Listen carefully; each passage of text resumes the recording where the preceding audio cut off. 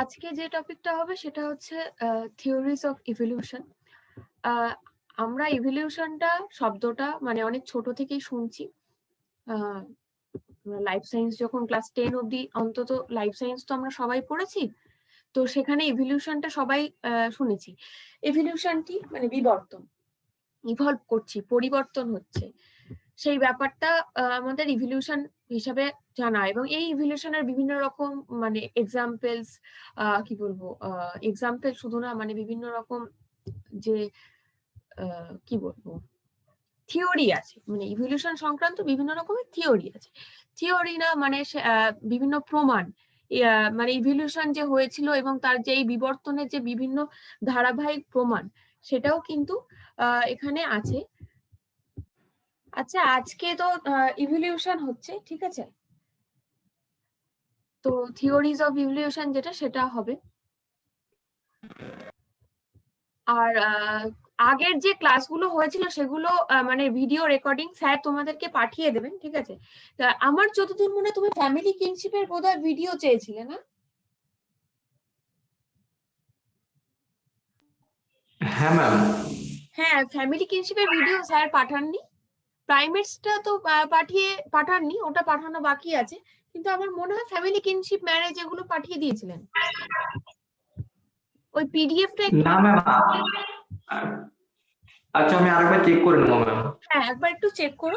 প্রাইমেটসটা পাঠানো হয়নি এটা আমি জানি, কারণ ওটা হয়নি তখন, এটা আমি শিওর। ওই দুটো ক্লাস আমি স্যারকে তো পাঠিয়ে দিই, স্যার লিঙ্ক গুলো তোমাদেরকে ফরওয়ার্ড করে দেবেন পিডিএফটা আপডেট করে, ঠিক আছে। আচ্ছা, আগের দিন তোমাদের একটা আমি ওই ফসিল রেকর্ডস এর লিস্ট পাঠিয়েছিলাম, মানে একটা পুরো চার্ট আর কি। তো ওইটা একটু খাতায় নোট ডাউন করে নিও, একটা বড় পেজে লিখে লিখে সুন্দর করে নোট ডাউন করে রাখো। এবং মানে পেস্ট করার, দেওয়ালে পেস্ট করে রাখার সুবিধা থাকলে বাড়িতে একটু পেস্ট করে রাখো, তাহলে তোমাদের চোখের সামনে থাকবে, ঠিক আছে জিনিসটা। যে কোন সময় কোন কারা কারা এসছিল, কোন পিরিয়ডে নিয়ান্দারথাল এসছিল, কোন কালচারাল পিরিয়ড ছিল তখন, জিওলজিক্যাল এজটা কি ছিল তখন, এইগুলো আর কি। মানে একটু চোখের সামনে থাকলে এগুলো মনে থাকবে, মানে বারবার যত দেখবে তত মনেটা বেশি থাকবে, ঠিক আছে। ঠিক আছে, তো আজকে যেটা স্টার্ট করছি সেটা হচ্ছে থিওরিজ অফ এভলিউশন। এটা বায়োলজিক্যাল অ্যানথ্রোপোলজির অংশ সম্পূর্ণভাবে, কারণ আগে আমরা প্রাইমেটস করে এসেছি, প্রাইমেটস এর প্রসিমিয়ান করেছি, অ্যানথ্রোপয়েডিয়া করেছি। এমনি এগুলো পিডিএফ গুলো তো দেখেছো ওইগুলো,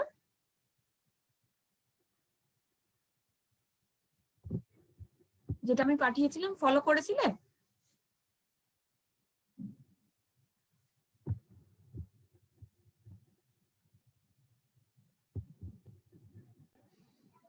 একটু নেটের ইস্যু হচ্ছিল, বলছি যে পিডিএফ গুলো যেগুলো পাঠিয়েছিলাম ওগুলো ফলো করেছিলে? ম্যাম কিছু কিছু ফলো করা আছে, তো আচ্ছা পুরোপুরি এখনো হয়নি। আচ্ছা আচ্ছা, প্রাইমেটস এর যেগুলো চার্ট পাঠিয়েছিলাম একটা, সেটাও ওরকম ভাবে ওই ফসিল রেকর্ডের মতো সিমিলার আরেকটা চার্ট হাতে লিখবে। আমি যেটা পাঠিয়েছিলাম ওটা ব্রেক করে গেছিল দুটো ইমেজে, তো তুমি বাড়িতে ওটাকে একটা ভালো বড় পেজের মধ্যে লিখবে, লিখে দেওয়ালে পেস্ট করে রাখবে। দুটো চার্ট পাশাপাশি রাখবে, একটা প্রাইমেটের আর একটা ফসিল রেকর্ডস এর। আর এই দুটো যেন সবসময় রিভাইজ করতে পারবে আর কি, চোখের সামনে থাকলে। আর একবার লিখে ফেললে আর কি তোমারও সিকোয়েন্সটা মাথায় থাকবে, ওটা করো।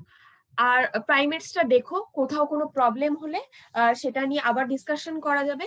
আর ফার্দার অ্যাসাইনমেন্টসও আমি প্রাইমেটস থেকে দেবো, বা ফ্যামিলি ম্যারেজ এগুলো থেকেও কোনো অ্যাসাইনমেন্টস আমি দিইনি, সেটা আমি দেবো তখন হ্যাঁ তোমাদের ম্যাম, প্রশ্ন। বলছি আমার তো হ্যাঁ বলো। অনেকদিন আগে লেখা বন্ধ হয়ে গেছে অ্যাসাইনমেন্ট, তো আমি হ্যাঁ, কি তারপরে থেকে লেখা আরম্ভ করবো, না এখন প্রাইমারি গুলো লিখবো যেগুলো হচ্ছে? তুমি একটা কাজ করবে, তুমি একটা অ্যাসাইনমেন্ট পিছনের থেকে করবে, মানে তুমি যেখানে ল্যাগ করে আছো সেখান থেকে করবে। আর একটা অ্যাসাইনমেন্ট হ্যাঁ আমি যেটা দেব তার থেকে হয়তো দুটো কোয়েশ্চেন দিলাম, তুমি হয়তো একটা কোয়েশ্চেন করলে, কিন্তু করবে আর কি। পিছনেরটাও আচ্ছা হলো, ঠিক আছে। সামনেরটাও হলো, এভাবে ব্যালেন্স করে চলবে। আমাকে একটা একটা করে পাঠাতে থাকবে, এরকম করে দেখবে যে আস্তে আস্তে আচ্ছা শেষ ঠিক হয়ে আছে। যাচ্ছে পুরো, কোনোটাই আমার পিছিয়ে থাকলো না, ওটাও আমার মনে থাকলো, প্লাস অ্যাট প্রেজেন্ট যেটা হচ্ছে সেটাও আমার মাথায় থাকলো। এরকম ভাবে চলবে, আচ্ছা ঠিক আছে। আচ্ছা, ঠিক আছে ম্যাম। হ্যাঁ তো আজকে যেটায় যাচ্ছি এটা ইভলিউশন, বায়োলজির পার্ট। ইভলিউশন আমরা ছোট থেকে এই শব্দটা বহুবার শুনেছি, বহু ক্ষেত্রে শুনেছি। তো ইভলিউশন সম্পর্কে কোনো ধারণা আছে যে ইভলিউশনটা কি জিনিস?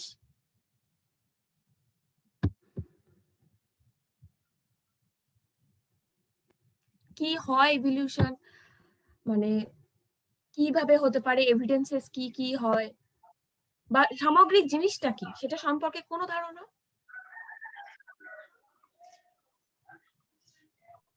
ইভলিউশন তো ম্যাম মানুষের সামগ্রিক বিকাশটা, মানে জন্মলগ্ন থেকে যেভাবে বিকাশ, পৃথিবীর জন্মলগ্ন থেকে যেভাবে মানুষের বিকাশ হয়েছে সেটাই ইভলিউশন আর কি।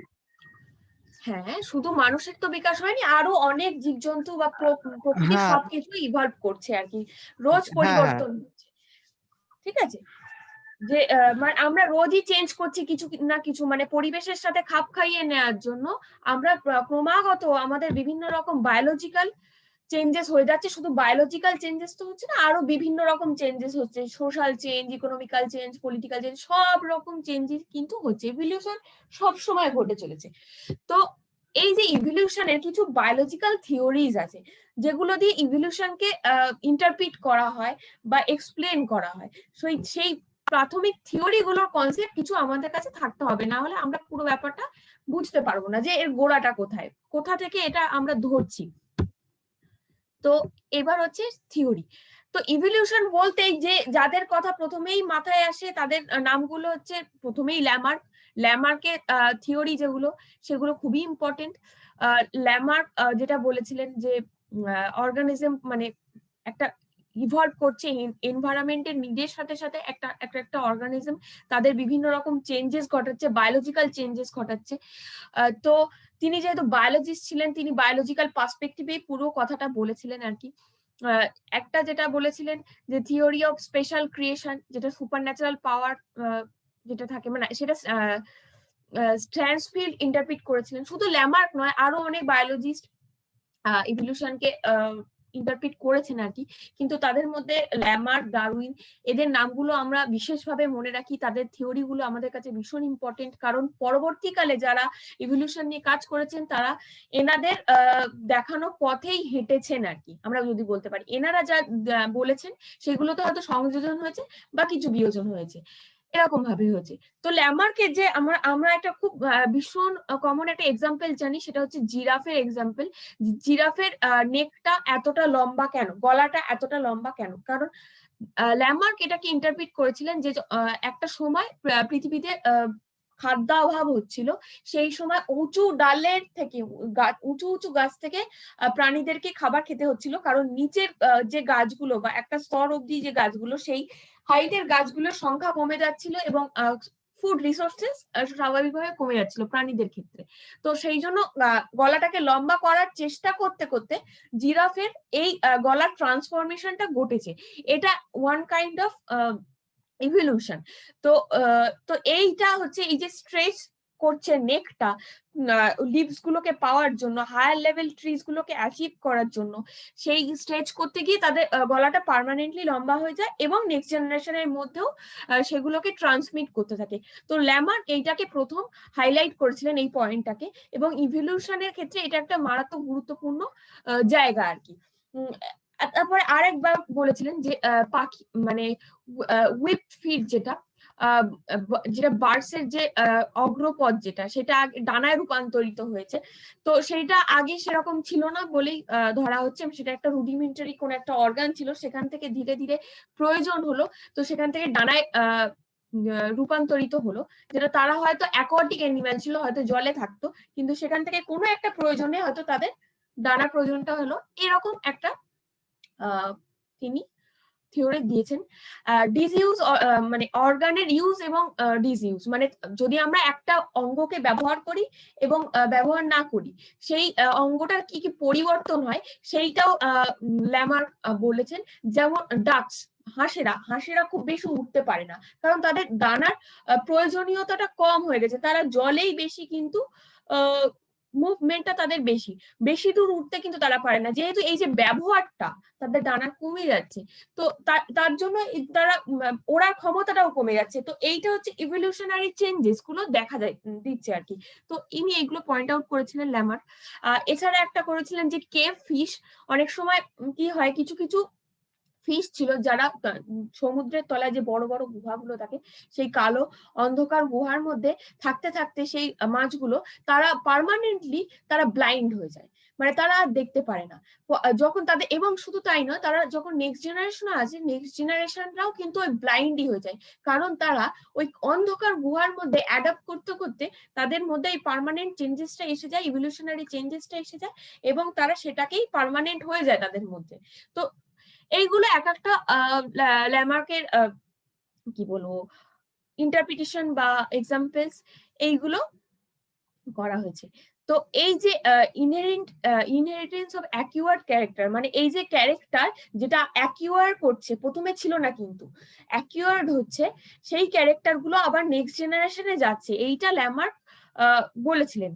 কিন্তু এবার নিও ল্যামার্কিজম, যারা নতুন বায়োলজিস্ট আসছেন, বিভিন্ন লোকরা আসছেন, তারা ল্যামার্কের এই থিওরি গুলোকে নিয়ে কাজ করছেন, তারা এইগুলোর অনেক রকম কি বলবো বলেছে যে এটা প্রপারলি দাঁড়াচ্ছে না, এর এই থিওরি গুলো, এই থিওরির একটা প্রপার স্ট্রাকচার হচ্ছে না, এইগুলো তারা বলেছিলেন। তো তখন তারা বলছেন যে এই অ্যানিমেলস গুলো যারা এই অ্যাডাপ্টেশনের মধ্যে দিয়ে গেছে, তারা হয়তো কোনোভাবে একটা রিলেটেড ছিল, তাদের মধ্যে এই ডাইরেক্ট ওরকম ব্যাপার নয় যে ওরকম কেভের মধ্যে ছিল তার জন্যই তারা ইয়ে হয়ে গেছে, কিন্তু সিমিলার কোনো আর একটা কোনো গ্রুপ অফ অ্যানিমেলস তাদের মধ্যেও হয়তো সিমিলার এই ক্যারেক্টারিস্টিক্সটা আছে, সেইটা একটা তিনি বলেছেন। ইনহেরিটেন্স অফ ইনস্টিংক্ট যে ব্যাপারটা, সেইটার হয়তো ইনহেরিটেন্স হয়, অন্টোজেনিক একটা ভেরিয়েশন হয়তো দেখা যায়, এগুলো সব নিও ল্যামার্কিজম বিশ্বাসী যারা, তারা মনে করছেন। ল্যামার্ক এইগুলো দিয়েছেন যে ডিসইউজ অর্গানস যেটা আর কি সেটা বলেছে, তারপরে নেক্সট জেনারেশনে যে একটা চলে যাচ্ছে যে ক্যারেক্টারিস্টিক্স গুলো, সেই কথা ল্যামার্ক বলেছিলেন। কিন্তু এখানে তারা নিও ল্যামার্কিজমে তারা আবার এটাকে অন্যভাবে ইন্টারপ্রিট করছেন, মানে কিছুটা দ্বিমত হচ্ছেন আর কি ল্যামার্কের সাথে।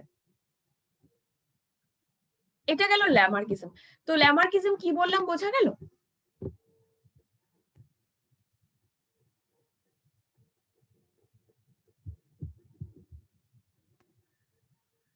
কি বলছি বুঝতে পারছো? হ্যাঁ ম্যাম, বোঝা যাচ্ছে ম্যাম। হ্যাঁ, এগুলো পুরনো ছোটবেলার জিনিস একদম, এগুলো খুব হ্যাঁ হ্যাঁ কঠিন ম্যাম। ব্যাপার কিছুই নেই এর মধ্যে, একদম বেসিক জিনিসগুলোকে আমি জাস্ট আবার রিকল করাচ্ছি, আর কিচ্ছু কিন্তু নয়। এই ল্যামার্কিজম, এই নাইনটিনের। ডারউইনিজম, হ্যাঁ এগুলো তো সবই পড়া জিনিস, একদম বেসিক বায়োলজি বইয়ের জিনিস। তো এটা হ্যাঁ গেল ল্যামার্কিজম। এবার গেছে ডারউইনিজম। ডারউইনিজম কি বলেছিলেন? ডারউইনিজমের বলছে যে অর্গানিজমটা জিওমেট্রিক রেশিওতে ইনক্রিজ করে, যে অর্গানিজমের যে টেন্ডেন্সিটা, যে অফস্প্রিং এর টেন্ডেন্সিটা, তাদের একটা জিওমেট্রিক রেশিওতে তারা ইনক্রিজ করে থাকে। গিভেন জেনারেশন যারা স্পিসিসের remain more or less same থাকে, মানে যে একটা জেনারেশনে যে স্পিসিসের সংখ্যা, সেইটা কিন্তু নাম্বার অফ স্পিসিস যেটা, সেটা কিন্তু মোর অর লেস সেম থাকে। আর বায়োলজিক্যাল যে ভ্যারিয়েশনস গুলো, সেগুলো স্ট্রাকচারাল, ফিজিওলজিক্যাল, বিহেভিয়ারাল টেস্ট, এইগুলো হচ্ছে তাদের মধ্যে বিভিন্ন রকম দেখা যায়, যেটা সার্ভাইভাল এর ক্ষেত্রে খুব ইম্পর্টেন্ট। সার্ভাইভ করার জন্য তাদের মধ্যে যে এই চেঞ্জেস গুলো বা ভেরিয়েশনস গুলো, সেগুলো কিন্তু দেখা যায়। এইটা একটা ব্যাপার। আর ডারউইন যেটা বলছেন যে যত বেশি একটা জেনারেশনের সাকসেস কখন হবে, যখন ডারউইনিয়ান ফিটনেস বলে কিন্তু একটা কথা আছে, কোনো একটা প্রজাতি সে যত প্রডিউস করবে, সে কিন্তু তত রিপ্রোডাক্টিভলি ফিট হবে আর কি, মানে রিপ্রোডাক্টিভ ফিটনেসটা তার তত বেশি হবে। আমার একটা জেনারেশন 1 2 3 4 করে যদি আমরা দেখি জেনারেশন গুলোকে, জেনারেশন যত বেশি ইনক্রিজ করবে এবং একটা জেনারেশনের নাম্বার অফ অফস্প্রিং যত বেশি হবে, তারা রিপ্রোডাক্টিভ পার্সপেক্টিভে তারা তত বেশি ফিট হবে। এটাকে ডারউইনিয়ান ফিটনেস বলা হয়। ঠিক আছে, এটা ডারউইন এই মতবাদটা দিয়েছেন। এবং শুধু তাই নয়, যারা অফস্প্রিংসরা আসছে তারা যত বেশি অ্যাডাপটিভ হবে, তারা নেচার তাদের তত বেশি সিলেক্ট করবে। নেচারের সাথে অ্যাডাপ্টেশনটা যার যত বেশি হবে, নেচার তাদের কিন্তু তত বেশি সিলেক্ট করবে এবং প্রেফারেন্স দেবে। এইটাই হচ্ছে প্রকৃতির নিয়ম। তো এইটা ইভলিউশনের একটা মারাত্মক পয়েন্ট, যেটা খুব ইম্পর্টেন্ট। এবং এই যে চেঞ্জেস গুলো আসবে, ন্যাচারাল সিলেকশন হচ্ছে, এবং সেই ন্যাচারাল সিলেকশনের ক্ষেত্রে যে অ্যাডাপটিভ ফিচার্স গুলো, মানে অ্যাডাপ্টেশনের পরে যে নতুন নতুন ফিচার্স গুলো আসছে, সেই ফিচার্স গুলো আবার নেক্সট জেনারেশনের মধ্যে ট্রান্সমিটেড হচ্ছে। তো এইটাও কিন্তু ডারউইন বলেছিলেন। এবং অনেক সময় ট্রান্সমিটেড হতে গেলে কিন্তু নিউ স্পিসিসও অনেক সময় ইভলভ হয়ে যায়, হয়তো একটা নতুন স্পিসিস সম্পূর্ণ ইভলভ হয়ে গেল।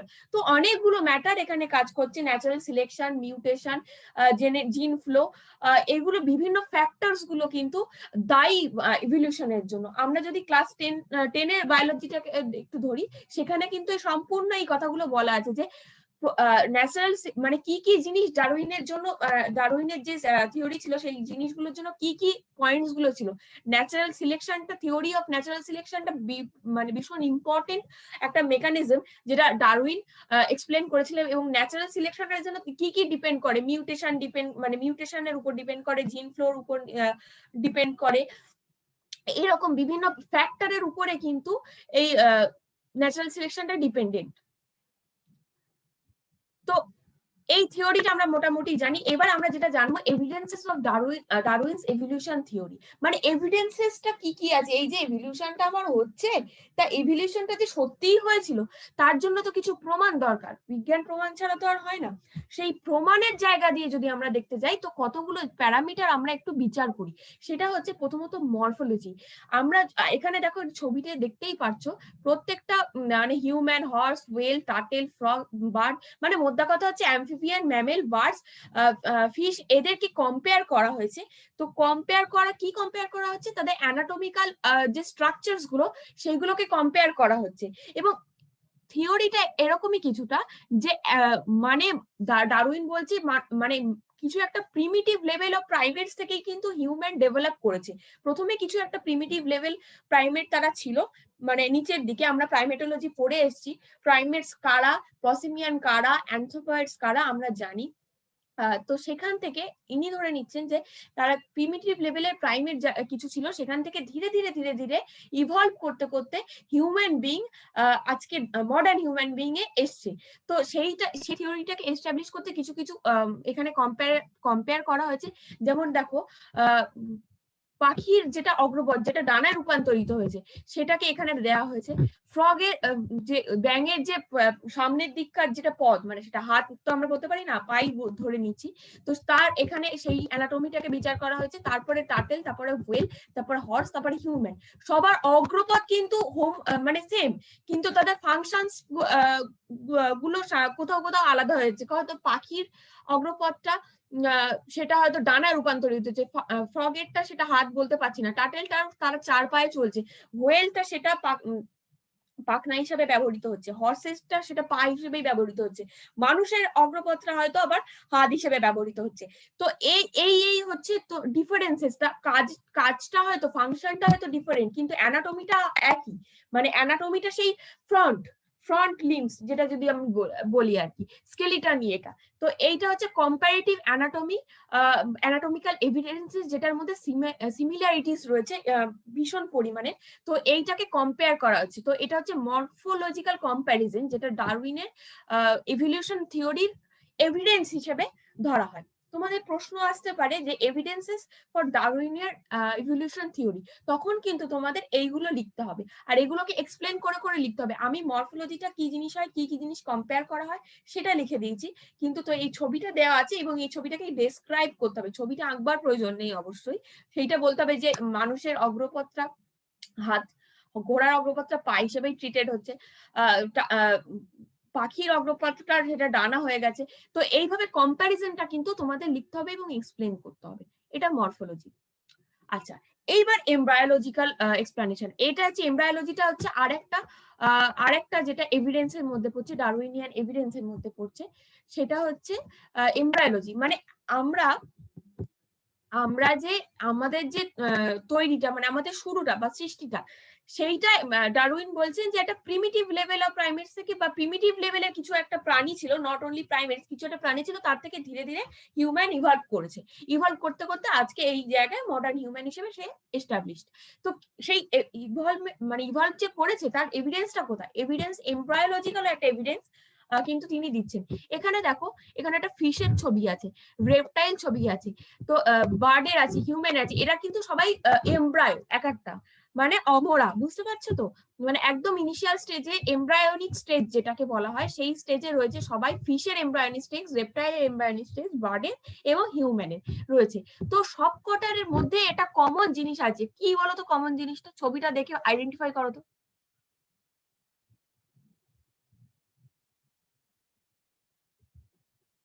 এই চারটে যে মানে চারটে যে ছবি আছে, চারটে যে এমব্রায়ো আছে, তার মধ্যে কমনটা কোথায়? যে কি দেখে আমরা বুঝতে পারবো এমব্রায়ের যে তারা একই একই জিনিস থেকে তারা ইভলভ করেছে? সেই জিনিসটা কোনটা?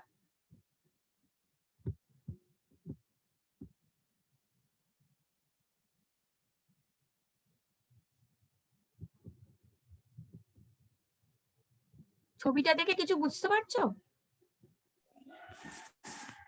ম্যাম এইখানটা আরেকবার একটু বলবেন, ওই যেখানটা অমরাটা বললেন ওই যে।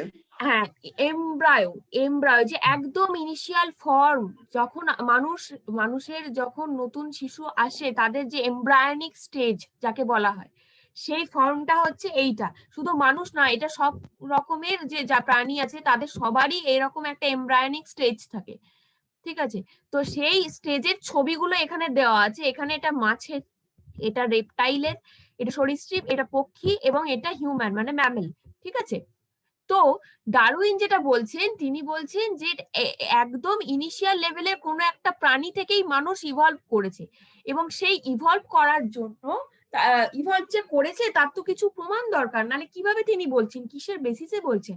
তো এমব্রায়োলজিক্যাল এভিডেন্সেস দিয়ে তিনি প্রমাণ করছেন যে মাছের যে এমব্রায়ো, রেপটাইলের যে এমব্রায়ো, বার্ডের যে এমব্রায়ো, হিউম্যানের যে এমব্রায়ো, তাদের মধ্যে কিছু একটা কমন ফ্যাক্টর আছে। সেইটা দেখেই বোঝা যাচ্ছে যে এরা ইভলভ করে করে এসছে। তো সেই কমন ফ্যাক্টরটা কি, সেইটা এই ছবি দেখে রিকগনাইজ করার চেষ্টা করো তো, যে কমন ফ্যাক্টরটা কি,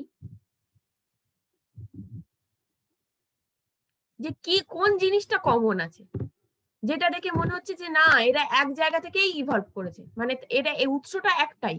যদি আমি মাছটাকে একটা উৎস ধরে নিই, প্রথম স্টেজ ধরে নিই, তারপরে ধরো রেপটাইল এসছে, তারপরে বার্ড এসছে, তারপরে হিউম্যান এসছে। এদের কি হচ্ছে ওই সিদ্ধান্তাটার কিছু না, সিদ্ধারাটা নয়, এদের হচ্ছে দেখো, এই যে আমি মাউস দিয়ে পয়েন্ট করছি, দেখো এই জায়গাটা গ্রিল বলে এইটাকে, ঠিক আছে? আচ্ছা। গ্রিল, গ্রিলের এই জায়গাটা, গ্রিল আর্চ, এরকম দেখো দাগ আছে, হ্যাঁ হ্যাঁ। এই জায়গাটা দেখতে পাচ্ছ, দাগ দাগ দাগ দাগ, এই জায়গাটা। আচ্ছা আচ্ছা, এটা এটা ফিশ, পরবর্তীকালে গিয়ে আরো বেশি। হ্যাঁ এটা ফিশের ক্ষেত্রে আছে, রেপটাইল হ্যাঁ তার ক্ষেত্রেও দেখো সেম, হ্যাঁ হ্যাঁ। বার্ডের ক্ষেত্রেও দেখো সেম, এই জায়গাটা হ্যাঁ আছে, হিউম্যানের ক্ষেত্রেও আচ্ছা দেখো সেম। তো সেম। হ্যাঁ কি দাঁড়াচ্ছে, এই গ্রিল আর্চ যেটা, সেইটা সবার ক্ষেত্রেই কমন থেকে যাচ্ছে। তো এইটাই আমাদের ইন্ডিকেট করছে যে না, এরা একটা কমন অ্যানসেস্টর থেকে বিলং করে, মানে একটা কিছু প্রিমিটিভ লেভেল অফ এনিম্যাল ছিল, সেখান থেকেই সবাই ইভলভ করেছে। এইটা একটা মরফোলজি মানে এমব্রায়োলজিক্যাল মানে আর কি এভিডেন্স, ঠিক আছে? তো এইটা হচ্ছে, এইটা এমব্রায়ো। এখানে সিমিলারলি এই ছবিটাতে দেখো, এইটা হচ্ছে প্রথম ছবিটা হচ্ছে তোমার হিউম্যানের, না সরি হিউম্যানের নয়, এটা হচ্ছে তোমার ডগের এমব্রায়ো, আর একটা হচ্ছে হিউম্যানের এমব্রায়ো। তো এইখানে ওই সেম ওই গ্রিল আর্চ, এই জায়গাটা দেখো, এই জায়গাটা কিন্তু কমন, এই জায়গাটা, এই দাগটা, এই ডায়াগ্রামটা অতটা পরিষ্কার বোঝা যাচ্ছে না, কিন্তু এই জায়গাটা পরিষ্কারই বোঝা যাচ্ছে। তো সবার ক্ষেত্রে ওই গ্রিল আর্চটা কমন। এই হিউম্যান এমব্রায়ো যখন এমব্রায়োনিক স্টেজে থাকে, তখন এর মধ্যে গ্রিল আর্চটা দেখা যায়, কিন্তু তারপর যত আস্তে আস্তে ইভলভ মানে বাড়তে থাকে, মাতৃগর্ভ মানে কি বলবো, গর্ভে বাড়তে থাকে, তারপর আস্তে আস্তে তারা ডেভেলপ করে যায়। তারপর গ্রিল আর্চটা পরবর্তীকালে সেটা থাকে না, ধীরে ধীরে সেটা মানে যখন তারা গ্রোথ হতে থাকে তাদের তাদের সেটা মিলিয়ে যায়, কিন্তু ইনিশিয়াল এমব্রায়োনিক স্টেজে সবারই থাকে।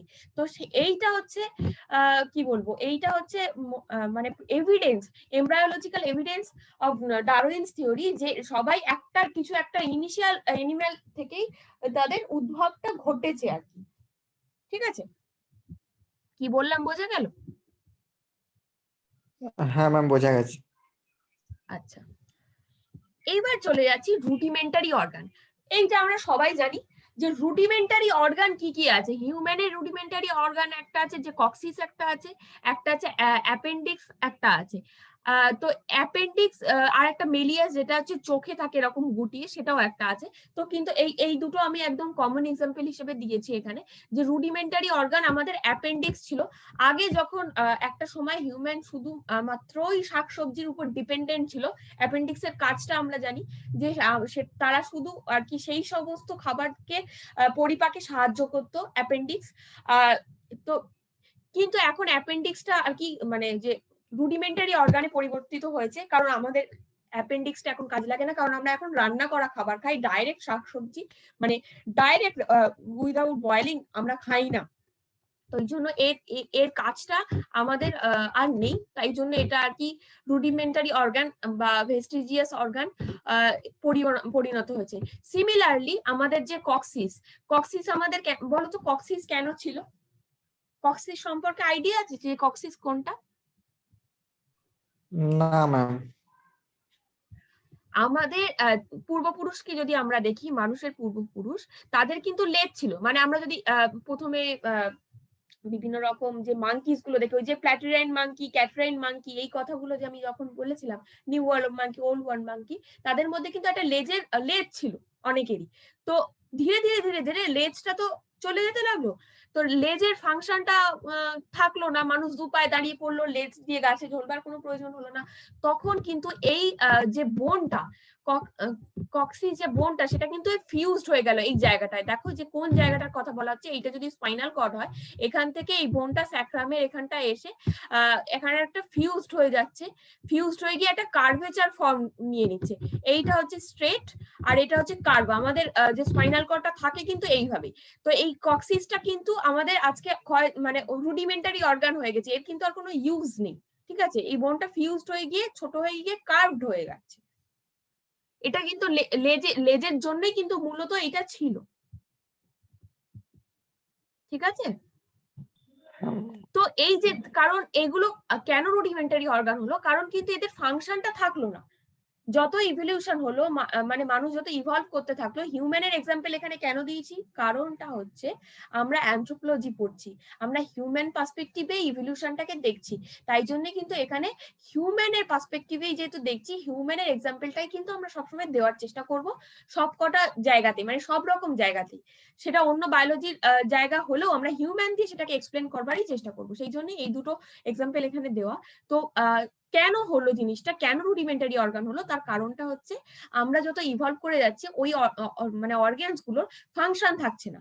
মানে নতুন যে প্রকৃতি আমাদের সিলেক্ট করছে, আমাদের মধ্যে নতুন যে ক্যারেক্টারিস্টিক্স গুলো আসছে, সেই ক্যারেক্টারিস্টিক্স গুলো হয়তো ওই অঙ্গগুলোর কোনো ফাংশন থাকছে না। যত ফাংশন থাকছে না, তারা সেটা অকেজো হয়ে পড়ছে।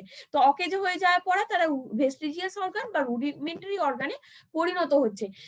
সেই এইটাই হচ্ছে প্রধান কারণ। তো এভিলিউশনের এভিডেন্স হিসেবে এটাও একটা খুব গুরুত্বপূর্ণ জায়গা, যে এভিলিউশন যে সত্যি হয়েছিল তার এই এভিডেন্সও কিন্তু রুডিমেন্টারি অর্গানও বহন করে, আমরা নিজেরাই বহন করছি সেটা নিজেদের দেহের মধ্যে। ঠিক আছে, আচ্ছা, এবার হচ্ছে উইকনেসে চলে আসবো। ডারউইন যে এই যে মতবাদগুলো দিয়েছিলেন, তার এবার উইকনেসটা কোথায়?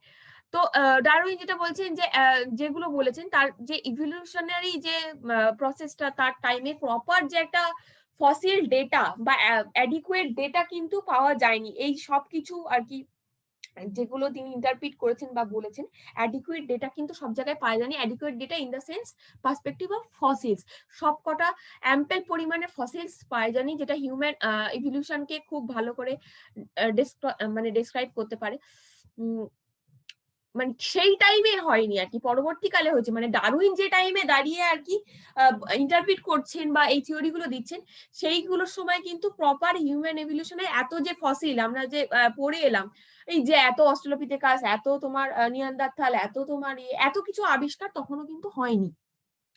আর একটা যেটা ডারউইন যেটা মানে ডারউইন এক্সপ্লেন করতে পারেননি যেটা, সেটা হচ্ছে হেরিডিটি, মানে অরিজিনস অফ ভ্যারিয়েশন, যে হেরিডিটিক্যালি মানে যে চেঞ্জটা হচ্ছে, যা সেই যে মেকানিজমটা, সে কারণ তখন অত জেনেটিক্স অত ভালো করে ফর্ম করেনি, জেনেটিক্সের যে কনসেপ্ট গুলো সেইগুলোই অত ভালো করে আসেনি। তো তখন তিনি এইটা ভালো করে এক্সপ্লেন করতে পারেননি যে কি করে ইভলিউশন তো হচ্ছে মানছি, কিন্তু ইভলিউশনের ফলে তারপর নেক্সট জেনারেশনের মধ্যে একটা ক্যারেক্টার কি করে যাচ্ছে, কি প্রসেসে যাচ্ছে, সেই জায়গাটা কিন্তু তিনি তুলে ধরতে পারেননি। তো সেইটা হচ্ছে ডারউইনিজমের উইকনেস, এগুলো বেসিক্যালি। বোঝা গেল যে কি বলতে চাইলাম? হ্যাঁ ম্যাম, বোঝা গেছে।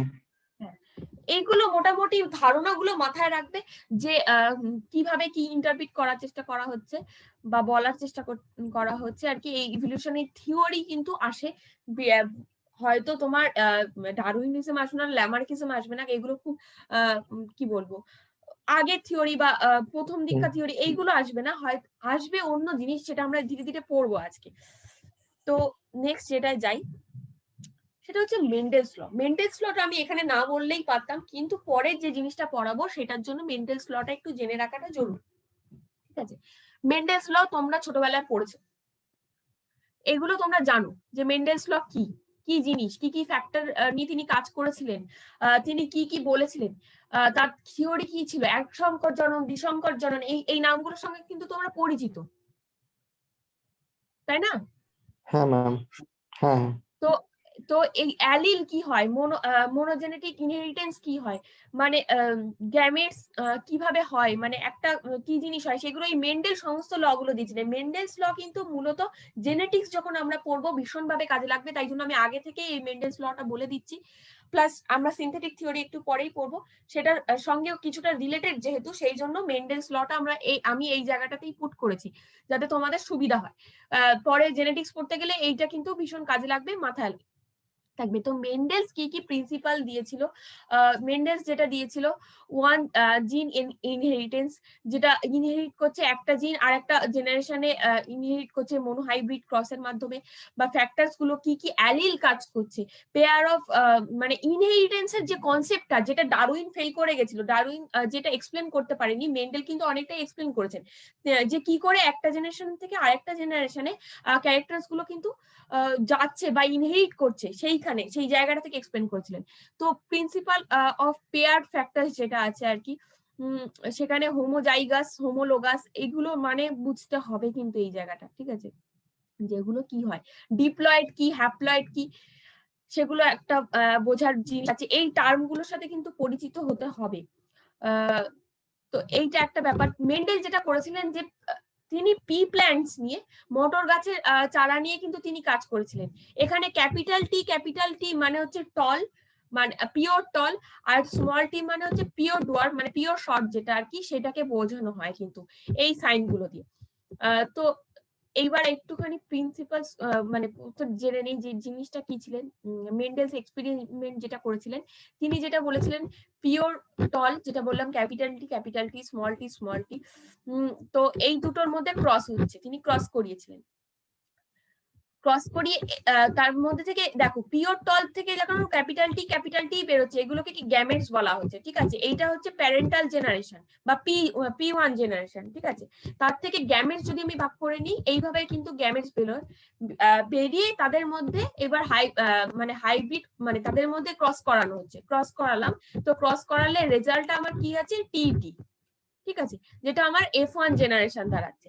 এইভাবে মেন্ডেল কিন্তু এক্সপ্লেন করেছিলেন, ঠিক আছে? মেন্ডেল এক্সপেরিমেন্ট যেটা, এটা একটা করা হলো, যে গ্যামেটস কিভাবে ফর্ম করছেন, F1 জেনারেশন কিভাবে আসছে P1 জেনারেশন থেকে।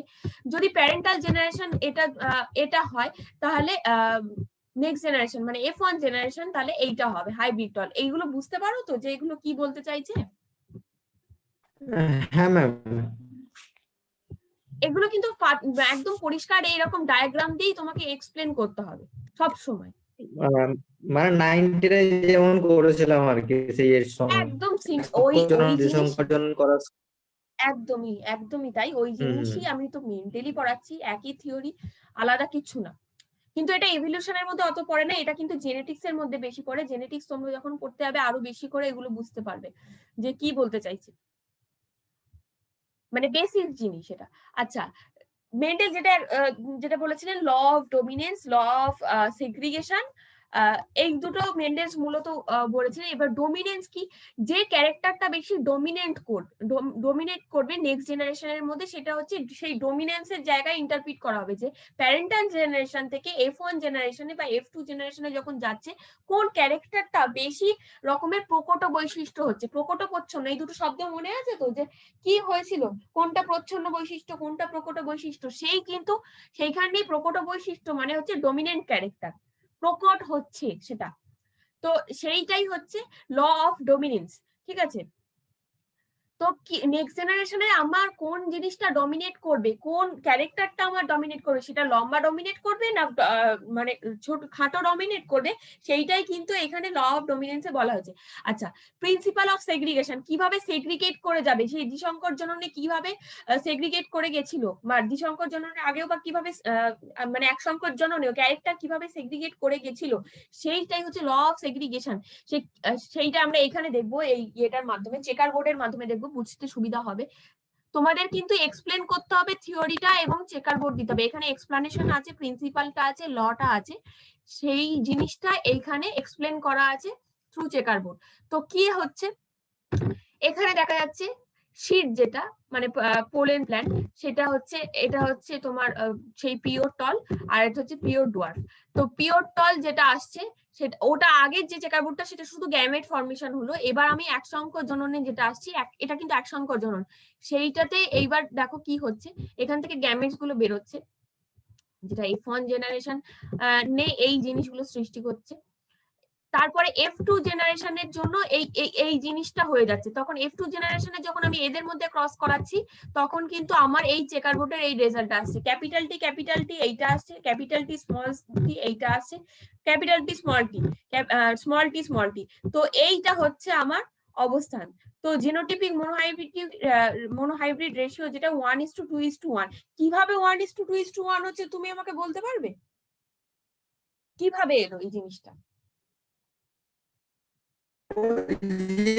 ম্যাম মানে হচ্ছে কোনটা লম্বা কোনটা হচ্ছে সংকর লম্বা বা এইভাবে হয় আর কি, হ্যাঁ হ্যাঁ কোনটা হ্যাঁ, বেটে এইভাবে হয়। তো এই, ও যে হ্যাঁ এক্স্যাক্টলি, এক সংকর ক্রস কানেকশন ক্রস করার রেশিওটা হচ্ছে সেটাই ওটা বের করছে এক সংকর জননের ফলে। ফলে যেটা হচ্ছে বলছে যেটা হচ্ছে এই রেজাল্ট যেটা হচ্ছে, রেজাল্টটা আমার আসছে। হ্যাঁ দেখুন ওই যে ইয়ে করে ক্রস, হ্যাঁ ক্রস করার পর দেখুন দুটোই এসছে, একটা টি স্মল টি এসছে, ঠিক আছে। হ্যাঁ আর আর ওর থেকে দুটো, ওর থেকে কি হচ্ছে তাহলে দুটো আবার এই আসবে, একটা হ্যাঁ একটা মানে একটা টি মানে কি বলো। টি একটা একটা বড় হাতের একটা ছোট ছোট হাতের টি, মানে মানে কি হচ্ছে হ্যাঁ ওটা হচ্ছে শঙ্করই হচ্ছে তো, ঠিক আছে।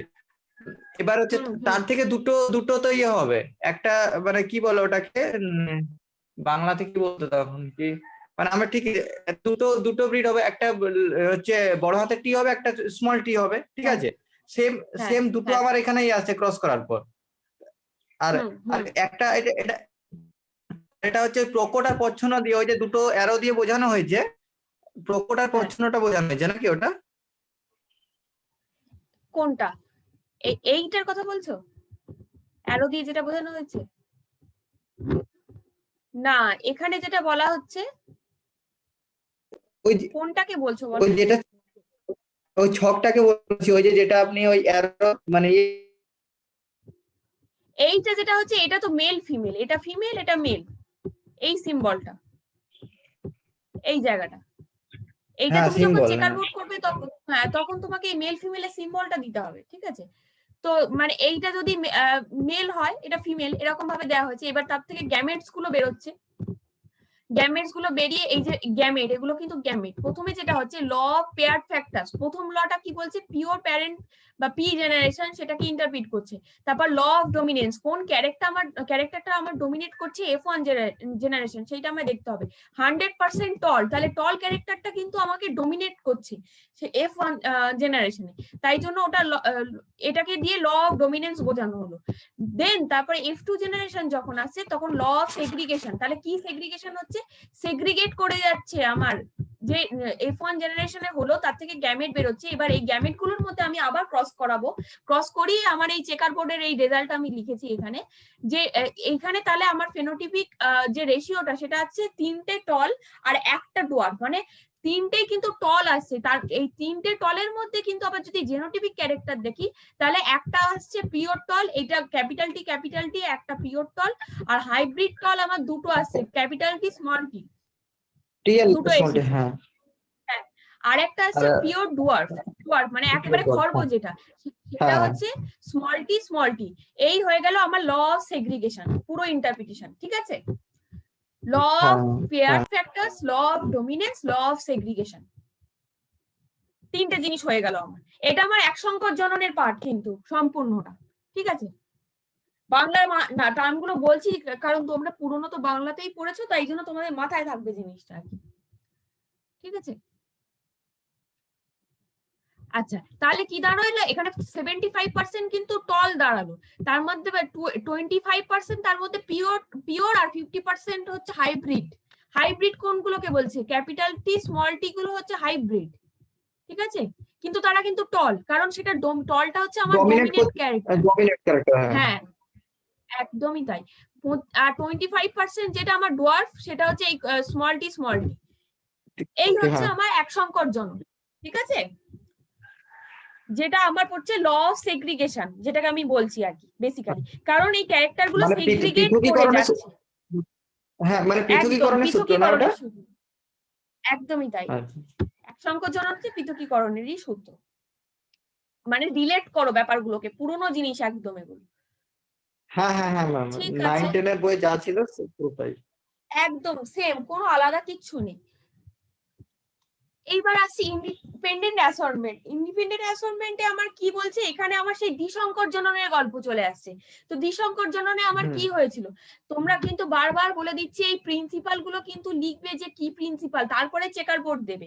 চেকার বোর্ড ভীষণ ইম্পর্টেন্ট, চেকার বোর্ড না দিলে ইন্টারপ্রিট করা সম্ভব নয়। প্রিন্সিপাল তোমাকে লিখতে হবে, আরবিটারি যে কোনো বইতে প্রিন্সিপাল পেয়ে যাবে। ঠিক আছে, কিন্তু এই চেকার বোর্ড ফর্ম করে তুমি লিখবে যে কি কি বেরোলো, আমার জিনিসপত্রগুলো কি বেরোচ্ছে এর থেকে। তো এখানে কি, এখানে আমরা 4টে ক্যারেক্টার দেখছি, দ্বিসংকর জননে আমরা 4টে ক্যারেক্টার দেখেছিলাম। কি ক্যারেক্টার দেখেছিলাম? ওখানে কিন্তু দুটো ক্যারেক্টার, একটা হচ্ছে লম্বা আর একটা হচ্ছে একেবারে বেটে। এইবার তার মধ্যে আমি ক্রস করাচ্ছি, কিন্তু এখানে কিন্তু 4টে ক্যারেক্টার হয়ে যাচ্ছে, ইন্ডিপেন্ডেন্ট অ্যাসর্টমেন্ট হয়ে যাচ্ছে। এখানে কি হচ্ছে, একটা ওই পি শিডের মধ্যে একটা রাউন্ড ইয়েলো, গোলাকার হলুদ, মনে করে দেখো কুঞ্চিত সবুজ, এই ছিল আমাদের বাংলায় রিঙ্কেল গ্রিন। তো এইটা আমার P1 জেনারেশন।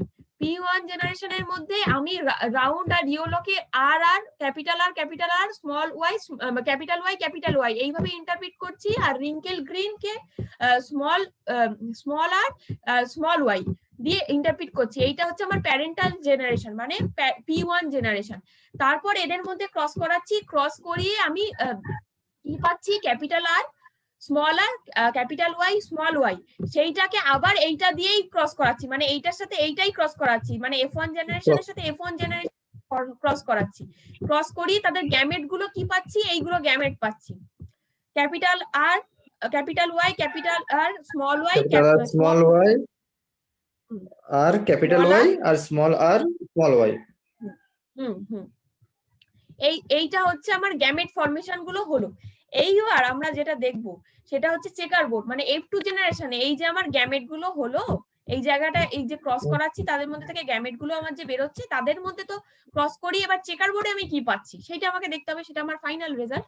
সেইটা আমি এবার চেকার বোর্ডে বসিয়ে ফেলেছি, সিমিলার। এটা কিন্তু দ্বিসংকর জনন চলছে, ওটা এক সংকর জনন ছিল, এটা হচ্ছে স্বাধীন বিন্যাসের সূত্র, এটা হচ্ছে ইন্ডিপেন্ডেন্ট অ্যাসর্টমেন্ট। ঠিক আছে, স্বাধীন বিন্যাস সূত্র মনে পড়ছে যে কোনটা ছিল? সেইটাই হচ্ছে কিন্তু এইটা। তো এইটার আমার চেকার বোর্ডে আমি ফেলে দিয়েছি, ফেলে দিয়ে আমার কিন্তু এইভাবে ক্রস করাচ্ছি, এইটার সাথে এইটা, এইটার সাথে এইটা, এইটার সাথে এইটা, এইটার সাথে এইটা। এই যে প্রথমে এইভাবে করে নেবো, আর ওয়াই এর সাথে আর ওয়াই, মানে capital R capital Y cross করিয়ে রেজাল্ট পেলাম কি, ক্যাপিটাল আর ক্যাপিটাল ওয়াই। তো আবার ক্যাপিটাল আর ক্যাপিটাল ওয়াই এর সাথে ক্যাপিটাল আর স্মল ওয়াই কে ক্রস করাবো, এইভাবে হয় কিন্তু চেকার বোর্ড। বুঝতে পারছো তো? এইভাবে। হ্যাঁ ম্যাম, এটা মনে আছে ম্যাম। হ্যাঁ, এইটা কিন্তু মাথায় রাখবে যে কিভাবে চেকার বোর্ড আমার করতে হয়, না রাখলে কিন্তু হবে না। এই যে না, এটা হয়ে যাবে। এই যে তারপরে আবার হুম, তারপর ওটার আবার সাথে ওটা, হ্যাঁ ওটার সাথে ওটা, তারপরে ওটা, হ্যাঁ ওইভাবে হ্যাঁ চলতে থাকবে। এইভাবে চলতে থাকবে। দাঁড়াও। আচ্ছা, তো আমার রেজাল্টটা কি হলো? জেনোটিপিক রেশিওটা আমার কি আসবে? জেনোটাইপ মানে ইন্ডিভিজুয়াল 1:2:2:4:1:1:2:1 1:1 এইভাবে মনে রাখবে জেনোটাইপটা। তো এই জেনোটাইপটা 12 কি? 14 12 12 হ্যাঁ, এই 12 14 না কিন্তু 12 1 2 24 12 12 1। হ্যাঁ হ্যাঁ হ্যাঁ এইভাবে মনে রাখবে। তো এটা হচ্ছে জেনোটাইপ। জেনোটাইপ ক্যারেক্টারটা কিভাবে এলো তুমি খাতায় আমাকে করে দেখাবে, প্রত্যেকটা আলাদা আলাদা করে ক্যারেক্টার লিখে, ঠিক আছে? আচ্ছা ঠিক আছে ম্যাম, হ্যাঁ আচ্ছা এটা করে ঠিক দেখাবে। আছে। ফেনোটাইপ তো আমরা বুঝতেই পারছি যে ফেনোটাইপটা কি আছে। এখানে দেখো লেখা আছে রাউন্ড হলো হ্যাঁ 315টা আছে, তার যে জেনোটিপিক ভার্সনটা মানে জেনোটিপিক টাইপটা এখানে লেখা আছে। রাউন্ড গ্রিন এরটাও লেখা আছে, রিঙ্কেল ইয়েলোও লেখা আছে, রিঙ্কেল গ্রিন এরটাও আচ্ছা লেখা আছে। আচ্ছা ম্যাম, এই 315টা এটা কি কোথা থেকে এলো? এই যে 315 108 110 ওটা বুঝতে পারলাম না কি। 315টা হচ্ছে তোমার যতগুলো বিট ছিল সেইগুলোকে ক্যারেক্টার ওয়াইজ কাউন্ট করা হয়েছে। আমরা তো এখানে আচ্ছা আচ্ছা রেশিও নিয়েছি কিন্তু এটা নাম্বারে কাউন্ট করা হয়েছে, ঠিক আছে? মানে নাম্বারে কাউন্ট করে আমরা আচ্ছা, তোমার নাম্বারে কি হ্যাঁ বলো। আচ্ছা আচ্ছা, তার আবার পার্সেন্টাইল করা যায় এটা এখানে কি যেরকম। যখন করব তখন কি না না, তোমাদের নাম্বারে নাম্বারে কাউন্ট করে করতে দেখাতে হবে তখন? না না না না না তোমাদের নাম্বারে কাউন্ট করতে হবে না, আমি জাস্ট বোঝানোর জন্য করেছি এই জিনিসটা, ঠিক আচ্ছা আছে? ঠিক আছে। নাম্বারে কাউন্ট করা তোমাদের কোনো প্রয়োজন নেই। তোমরা জেনারেলি পার্সেন্টাইল করা হয় যে এখানে দেখো এক সংকর জননে এখানে দেখো পার্সেন্টাইল লিখেছি যে 75% টল, 25% তার মধ্যে পিওর টল আর 50% হাইব্রিড পার্সেন্টাইলে লিখেছি। তো তো ওখানে সেটা নাম্বারে লিখেছি, ঠিক আছে? এখানে সেটা নাম্বারে লিখেছি। তুমি এখানে যেটা করবে তুমি এই যে জেনোটাইপের যে এই রেশিওটা কিভাবে এলো, কোন ক্যারেক্টারটা কটা এটা আছে দেখো। সেইটা তুমি আমাকে বার হ্যাঁ করে দেখাবে। ফেনোটাইপটাও সেম ঠিক আছে। কটা তোমার কুঞ্চিত হলুদ আছে, কটা তোমার পিওর হলুদ রাউন্ড গোলাকার হলুদ আছে, সমস্তটাই লিখে লিখে আমাকে ডিটেল চার্টটা করে দেখাবে, ঠিক আছে? এইটা গেল ঠিক আছে। দ্বিসংকর জনন। তো এটা এই জায়গাটা ক্লিন করতে হবে।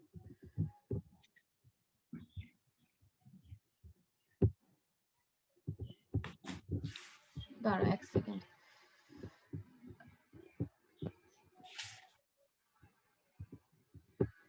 হ্যাঁ, তো এইবার যেটাতে আসবো সেটা হচ্ছে এই মেন্ডেলের যে এই ব্যাপারটা, মেন্ডেলের যে এক সংকর জনন দ্বিসংকর জননের যে এই যে লস গুলো সেগুলো আমি পড়ালাম তার একটাই কারণ, সেটা modern synthetic theory of evolution যেটা সেইটা আমার সেইটার সাথে ইনভলভ, ঠিক আছে? তো মডার্ন সিনথেটিক অফ ইভলিউশনটা কি? মডার্ন সিনথেটিক অফ ইভলিউশন যেটা সেটা এই যে এতক্ষণ যে আমরা এই থিওরি গুলো জানলাম, ল্যামার্ক, তারপর ডারউইন, তারপরে ধরো মেন্ডেলও, যেগুলো জানলাম সেইগুলো সবই কিন্তু এখানে যুক্ত। কারণ মডার্ন সিনথেটিক থিওরি হচ্ছে এই তিনটে জিনিস নিয়ে তৈরি গঠিত হয়েছে। মডার্ন ইন্টারপ্রিটেশন এটা সম্পূর্ণভাবে যে কি করে ইভলিউশন প্রসেসটা হচ্ছে, এই সিনথেটিক থিওরি মানে কিন্তু সিনথেসাইজড হয়েছে, একসাথে মিলিত হয়েছে, তাই জন্য এটাকে সিনথেটিক থিওরি বলে, ঠিক আছে? তো তোমাদের প্রশ্ন কিন্তু এই মডার্ন সিনথেটিক থিওরি থেকে আসে এবং তোমাদের তখন সেটা পুরো ডিটেলসে এটা লিখতে হবে যে এই পপুলেশন জেনেটিক্সটা কিভাবে ইনভলভ পুরোটা এই ইভলিউশনের ক্ষেত্রে, বা জেনেটিক প্রসেসটা মানে জেনেটিক্যাল যে চেঞ্জ গুলো, জেনেটিক লেভেলে যে চেঞ্জেস গুলো সেগুলো ইভলিউশনকে কিভাবে ইনস্টিগেট করে, সেই যে অ্যাপ্লিকেশনটা বা সেই যে প্রসেসটা, এইটাই হচ্ছে modern synthetic theory of evolution আমাদেরকে জানায় বা ইন্টারপ্রিট করে। যে এখন যে মডার্ন যে ভার্সন গুলো যেগুলো হচ্ছে জেনেটিক্স, পপুলেশন জেনেটিক্স আর ইভলিউশন ফর্মুলেশন যে কোহেরেন্ট থিওরি, সেটা একসাথে বলা হয় সিনথেটিক থিওরি অর নিও ডারউইনিজম থিওরি। সেটা হচ্ছে, আর এটারও একটা মডার্ন ভার্সন আছে সেটা হচ্ছে মডার্ন জেনেটিক্স থিওরি, যেটা আরো বেশি অ্যাডভান্স লেভেলে ইন্টারপ্রিট করা হয়। তো অনেক সময় কানেকশনের একটু প্রবলেম হচ্ছিল, শুনতে পাচ্ছো এবার?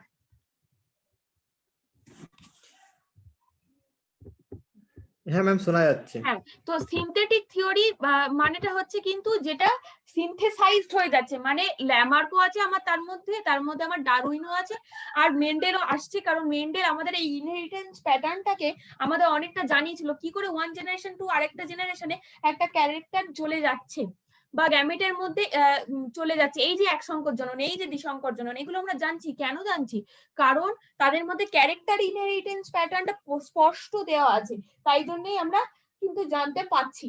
তো সেখান থেকেই হচ্ছে ইনহেরিটেন্স এই যে ক্যারেক্টার সেগুলো আসছে, মানে আমাদের ইন্টারপ্রিটেশন গুলো আমরা পাচ্ছি। ঠিক আছে, তো এটা আমার সিনথেটিক থিওরি। আর মডার্ন সিনথেটিক থিওরি যেটা হচ্ছে সেটা হচ্ছে আরেকটু অ্যাডভান্স হয়ে যাচ্ছে। সেটা তোমার সেখানে জেনেটিক্স তো অবশ্যই আছে, সেটা ইভলিউশনের কনসেপ্টটাকে আরো বেটার ওয়েতে বোঝাচ্ছে, এবং সেই থিমটা আছে, সেন্ট্রাল থিমটা আছে সিনথেটিক থিওরি যেটা আমি বললাম, বা নিও ডারউইনিজম যেটা এক্সপ্রেস করে, সেইটা তো আছে, আর একটু বেটার ওয়েতে আছে। তো সেইটা হচ্ছে মডার্ন সিনথেটিক থিওরি। বেসিক্যালি তোমরা সিনথেটিক থিওরিটা মাথায় ঢুকিয়ে নিতে পারলে মডার্নটা ইজি, মানে একই ব্যাপার, আর আলাদা করে কিছু নয় আর কি সেরকম ভাবে। তো কোনটা সিনথেটিক থিওরি কোনটা মডার্ন সিনথেটিক থিওরি বুঝতে পারলে তো কি বলতে চাইলাম?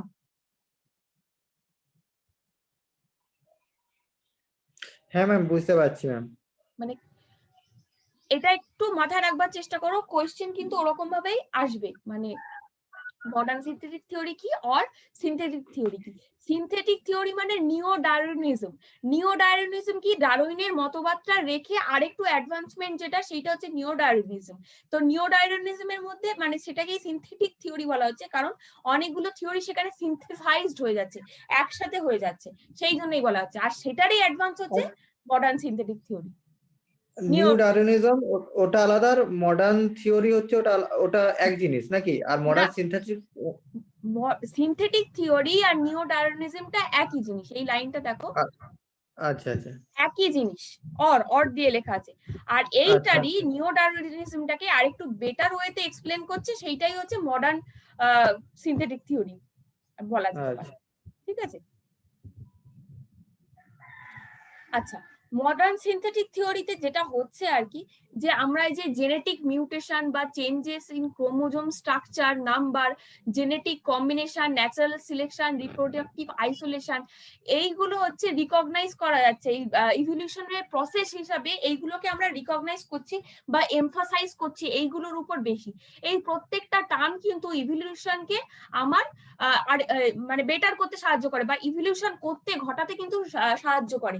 তো এই আমি যখন ইভলিউশন একদম শুরু করলাম তখনও কিন্তু এই টার্মগুলো বলেছিলাম, যে ন্যাচারাল সিলেকশন হচ্ছে, জেনেটিক রিকম্বিনেশন হচ্ছে, ক্রোমোজোম স্ট্রাকচারের চেঞ্জ হচ্ছে, মিউটেশন হচ্ছে, বা আইসোলেশন হচ্ছে, রিপ্রোডাক্টিভ আইসোলেশন হচ্ছে। তো এইগুলো কিন্তু সমস্ত হচ্ছে বলে কিন্তু এই পুরো ইভলিউশন প্রসেসটা কিন্তু রানিং আছে, নালে কিন্তু হতো না। তো এইখানে দেখো ছবিটা, এইটা যদি একটা জিন পুল ধরা যায়, যে এখানে কিছু মানুষ আছে, একটা জিন পুল হচ্ছে, ঠিক আছে, কিছু জিনস এখানে আছে, বিভিন্ন টাইপের একটা পুল তৈরি করেছে। সেইখানে কি কি এফেক্ট কাজ করছে? সেখানে মাইগ্রেশন এফেক্ট কাজ করছে, মিউটেশন এফেক্ট কাজ করছে সেই জিন পুল থেকে। তারপরে এই জিন পুলটা থেকে প্রোডাক্ট বেরোচ্ছে কি? Structural organisation due to the linkage, epistatic interaction, আর একটা হচ্ছে direction provided by the natural selection. মানে এই যে জিন পুলে এতগুলো ফ্যাক্টর কাজ করছে, যে একটা জিন পুলের মধ্যে মিউটেশন, মাইগ্রেশন, এইগুলো কাজ করছে, একসাথে কাজ করে যে প্রোডাক্টটা বেরোচ্ছে সেইটা ইভলিউশনের পথে নিয়ে যাচ্ছে। এবং সেই ইভলিউশনটা কেন হচ্ছে? সেটা হচ্ছে ন্যাচারাল প্রকৃতি আমাদের সিলেক্ট করে নিচ্ছে এই জিন পুলের এই জিনগুলোকে, এবং সেইগুলোকে একটা ইভলিউশনের রাস্তাতে নিয়ে যাচ্ছে। তো ডিরেকশন হচ্ছে এইটা। তো মেন ডায়াগ্রামটাই আমাদের ইলাস্ট্রেট করে দিচ্ছে যে এই থিওরিটা কি দাঁড়াচ্ছে। ঠিক আছে, এতগুলো ফ্যাক্টর কিন্তু এফেক্ট করছে বলেই ইভলিউশন প্রসেসটা আমার রানিং আছে, চলছে। বোঝাতে পারছি যে কি বলতে চাইছি? হ্যাঁ হ্যাঁ ম্যাম, হ্যাঁ ম্যাম, বুঝতে পারছি। এই যে মাইগ্রেশন, মিউটেশন, এই নামগুলো বোঝো, যে মানে কি এগুলোতে কি হয়? মিউটেশন মানে তো একটা মানে বলো পরিবর্তন ম্যাম। কি রকম যে পরিবর্তন? মিউটেশন মানে জেনেটিক পরিবর্তন তো ম্যাম। কি, হ্যাঁ, তো সেটা কি রকম, মানে কি ধরনের, আমি সেটা জানতে চাইছি, তোমার ধারণাটা মানে বলো মিউটেশন সম্পর্কে। মানে হচ্ছে ওই যে বললেন না যে হচ্ছে মানে পরিস্থিতি ওই যে বললেন যে অন্ধকারে ইয়েতে ছিল, তাদের পরবর্তী প্রজন্ম অন্ধ মানে অন্ধ হয়ে জন্মাচ্ছে, ঠিক আছে। হ্যাঁ তো সেই একটা পরিবেশের সাথে খাপ খাইয়ে নেওয়ার জন্য মানুষের যে পরিবর্তন চেঞ্জটা হচ্ছে, ঠিক আছে। হ্যাঁ হ্যাঁ তো তুমি যাচ্ছ কাজ দিয়ে যাচ্ছ, ঠিক পয়েন্টে যাচ্ছ না, আমি বলছি দাঁড়াও। হ্যাঁ ব্যাপারটা হচ্ছে মিউটেশন, তুমি ঠিকই বলেছো যে পরিবর্তন তো অবশ্যই, কারণ ইভলিউশন হচ্ছে আমাদের কিন্তু নিত্য নৈমিত্তিক পরিবর্তন ঘটছেই, না হলে আমরা ইভলভ করতে পারবো না, বা প্রকৃতি আমাকে সিলেক্ট করে নেবে না, ন্যাচারাল সিলেকশন আমার হবে না, আমি এক্সিস্টই করবো না, এক্সটিং করে যাবো। কিন্তু হ্যাঁ কেন মিউটেশনটা কি? মিউটেশনটা হচ্ছে হঠাৎ চেঞ্জ, সাডেন চেঞ্জ। মানে ধরো আজকে আমি একটা ম্যামেলিয়ান গ্রুপ, আমি হিউম্যান বিইং, আমার মধ্যে এমন একটা জিন এলো যার ফলে আমার কথা বলার ধরনটা হয়তো পাল্টে গেল, বা আমার হয়তো কথা বলাটা বন্ধ হয়ে গেল, মানে সাডেন একটা মিউটেশন, জিনের চেঞ্জ এসে গেল, যে মিউটেট করে গেল, যে আমার পুরো চেঞ্জ হয়ে গেল। এই যে এত করোনা ভাইরাস নিয়ে ডিসকাশনটা হচ্ছে, তো করোনা ভাইরাস খুব ফাস্ট চেঞ্জ করছে নিজের স্ট্রাকচারটাকে, মিউটেশনটা খুব স্পিডে ঘটছে, তুমি প্রায় টিভিতে বিভিন্ন খবরে শুনে রাখবে যে মিউটেশন হয়ে যাচ্ছে খুব তাড়াতাড়ি। ওটাই মনে পড়লো ম্যাম। হ্যাঁ, তো এইটা হচ্ছে খুব কারেন্ট একটা এক্সাম্পল যদি আমি বলি, তো ওটা হচ্ছে জেনেটিক লেভেলের হঠাৎ হঠাৎ চেঞ্জ। এই যে চেঞ্জটাকে আমরা রিকগনাইজ করতে পারছি না, তাই জন্যই কিন্তু ভাইরাসটাকে আমরা আটকাতে পারছি না, বা ভ্যাকসিনটা খুব তাড়াতাড়ি আমাদের কার্যকরী হচ্ছে না, কারণ তার নিজের ফিগারটাকে পাল্টে ফেলছে, মিউটেট করে ফেলছে খুব তাড়াতাড়ি। এই যে এইটাকেই কিন্তু মিউটেশন বলে, যে সাডেন চেঞ্জ, ঠিক আছে। অনেক সময় রিভার্স মিউটেশনও কিন্তু ঘটে, মানে একটা জিন হয়তো একটা রকম ভাবে ছিল, একটা ফিগারে ছিল, সেই ফিগার থেকে চেঞ্জ করে আরেকটা ফিগার হয়েছে, এইবার কি হলো, সে মিউটেশন হয়ে সাডেনলি সেই তার পুরোনো ফিগারটাতে ফিরে গেল, এটাকে বলা হয় রিভার্স মিউটেশন। তো এটা মিউটেশনের প্রভাবে, সেইটাতে আমি যাব না, কিন্তু এইটা জেনে রাখো যে মিউটেশন মানে হচ্ছে সাডেন চেঞ্জ। তো সেই সাডেন চেঞ্জ অফ জিন, সেটাও কিন্তু এই ইভলিউশনে ভীষণভাবে এফেক্ট করে, কারণ সেই সাডেন চেঞ্জ হয়ে গেলে কিন্তু পুরো ইভলিউশন প্রসেসটারই অনেক রকম পরিবর্তন এসে যাবে, নতুন ক্যারেক্টার এসে যেতে পারে, সেটাও হতে পারে। আবার সিমিলারলি মাইগ্রেশনও আছে, মানে একটা জিন অন্য জায়গা থেকে হয়তো মাইগ্রেট করছে, এই যে অ্যারোগুলো দেখছো সেটা হচ্ছে মাইগ্রেশন প্রভাবিত করছে, অন্য একটা জিন পুল থেকে হয়তো মাইগ্রেট করে এই জিন পুলে পুট হয়েছে, তো এটা মাইগ্রেশন হচ্ছে, মাইগ্রেশন কাজ করছে, মিউটেশন কাজ করছে, একটা জিন পুলের মধ্যে এইটা কাজ করছে, এতগুলো জিনিস কাজ করার পর এই জিন পুল থেকে আবার বেরিয়ে যাচ্ছে প্রোডাক্ট গুলো, বেরিয়ে গিয়ে প্রকৃতি তাকে আবার সিলেক্ট করছে, মানে যে এই যে প্রোডাক্টটা আমার বেরোলো, সেই প্রোডাক্টের কোন কোন ক্যারেক্টার আমার প্রকৃতিতে থাকতে পারে, সে প্রকৃতি কোন কোন ক্যারেক্টারকে অ্যাডভান্টেজ দিচ্ছে বা সিলেক্ট করছে, সেইটাই হচ্ছে আমার ন্যাচারাল সিলেকশন। ডিরেকশনটা প্রোভাইড করলাম এখানে, যে এটা ন্যাচারাল সিলেকশনটা হচ্ছে এইভাবে কি এরপরে। তো এইটাই হচ্ছে আমার সিনথেটিক থিওরির একটা ভীষণ ইম্পর্টেন্ট জায়গা, যে এই জেনেটিক লেভেলের যে বিভিন্ন রকম চেঞ্জেস, সেইগুলোকে বেশি করে এমফাসাইজ করা হচ্ছে এই থিওরিতে, জেনেটিক্সটাকে বেশি প্রাধান্য দেওয়া হচ্ছে। সব যে থিওরি গুলো আছে ঠিক আছে, সেগুলো ঠিক আছে, কিন্তু এগুলোকেও আছে। এখানে বলা হচ্ছে না genetic mutation, changes of chromosome structure, তোমরা যখন জেনেটিক্স পড়বে তখন বিভিন্ন ক্রোমোজোমের স্ট্রাকচার হয়, আইসোক্রোমোজোম, তারপরে নিওক্রোমোজোম, এগুলো বিভিন্ন রকম যে স্ট্রাকচার গুলো হয় সেগুলো তোমরা জানবে, যে কি কি স্ট্রাকচার হয়, সেই স্ট্রাকচারেরও পরিবর্তন আসে। আবার জেনেটিক রিকম্বিনেশন হয়, নিজেদের মধ্যে জেনেটিক রিকম্বিনেশন হচ্ছে, সেটাও আছে। আবার ন্যাচারাল সিলেকশন তো অবশ্যই আছে।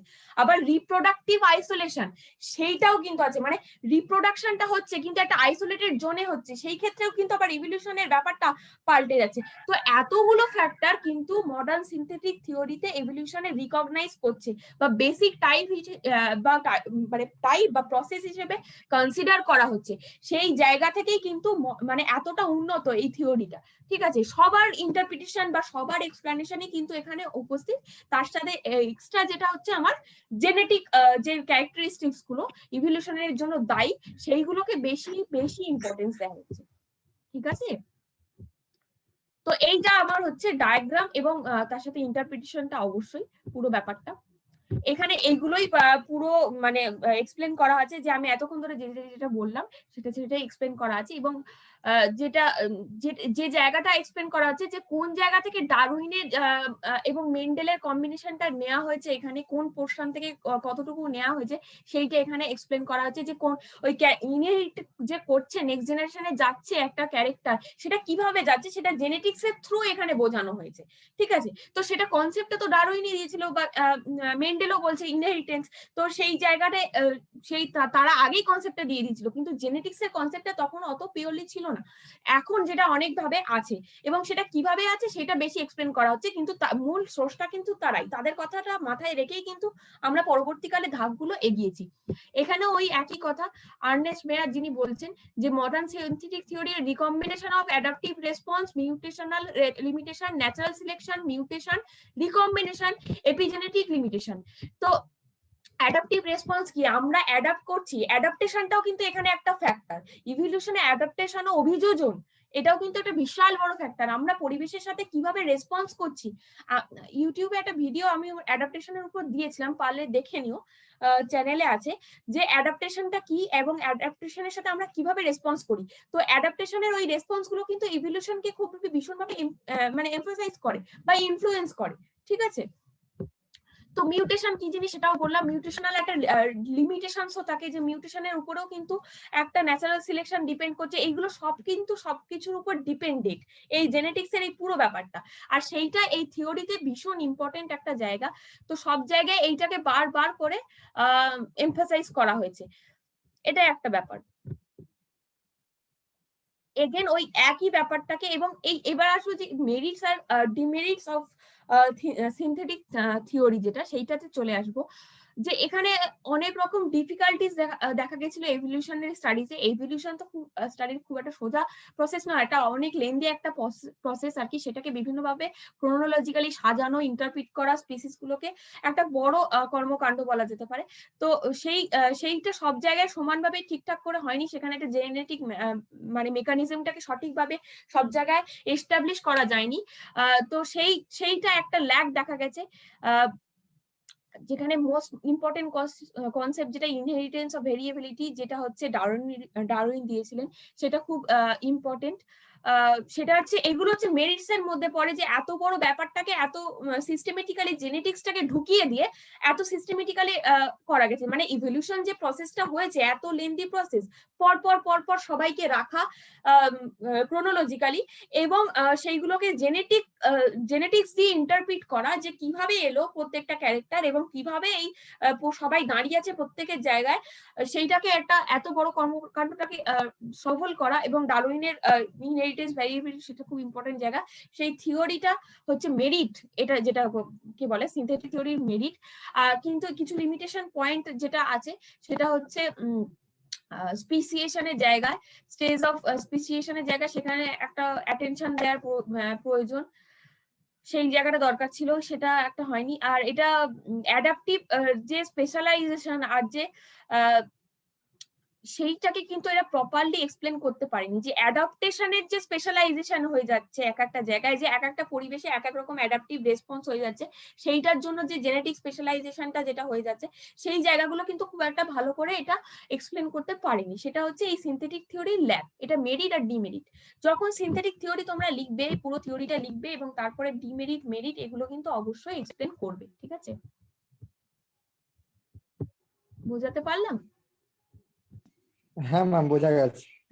মানে কি জিনিস মোটামুটি মাথায় ঢুকেছে তো, যে এটা বলতে চাইছে, যে এইটা এক্সপ্লেন করতে চাইছে, এটা এক্সপ্লেন করতে চাইছে।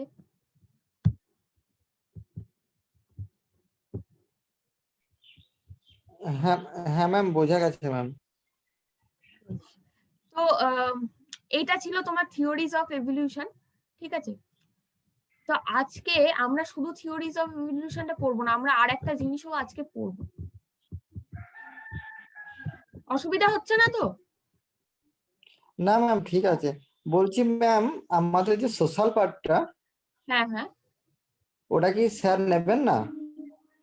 না আমি সোশ্যাল পার্টটা পড়াবো। ঠিক আছে, আমি সোশ্যাল আচ্ছা, পার্টটা তো পড়াবো, সোশ্যালের যে থিওরি গুলো আছে সেই পার্টটা স্যার পড়াবেন।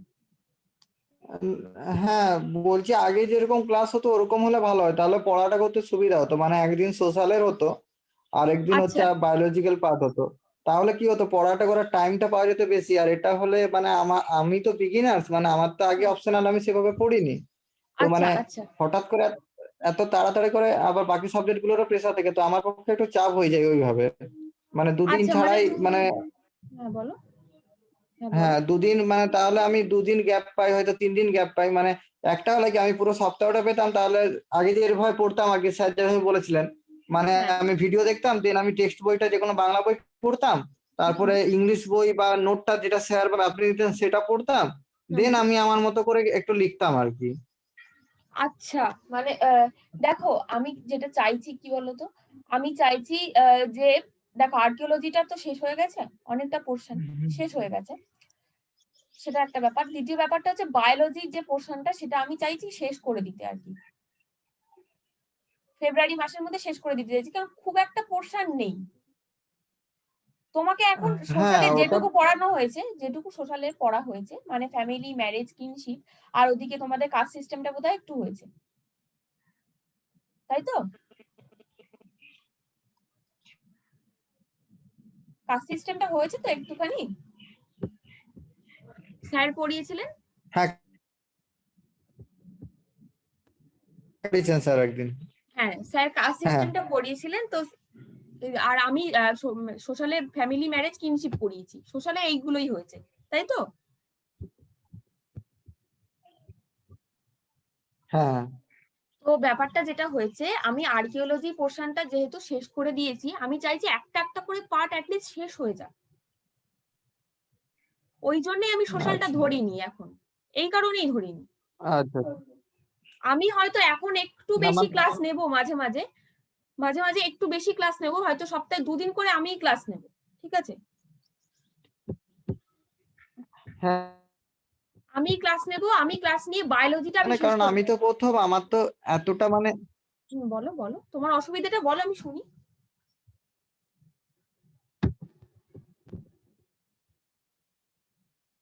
শুনতে পাচ্ছো?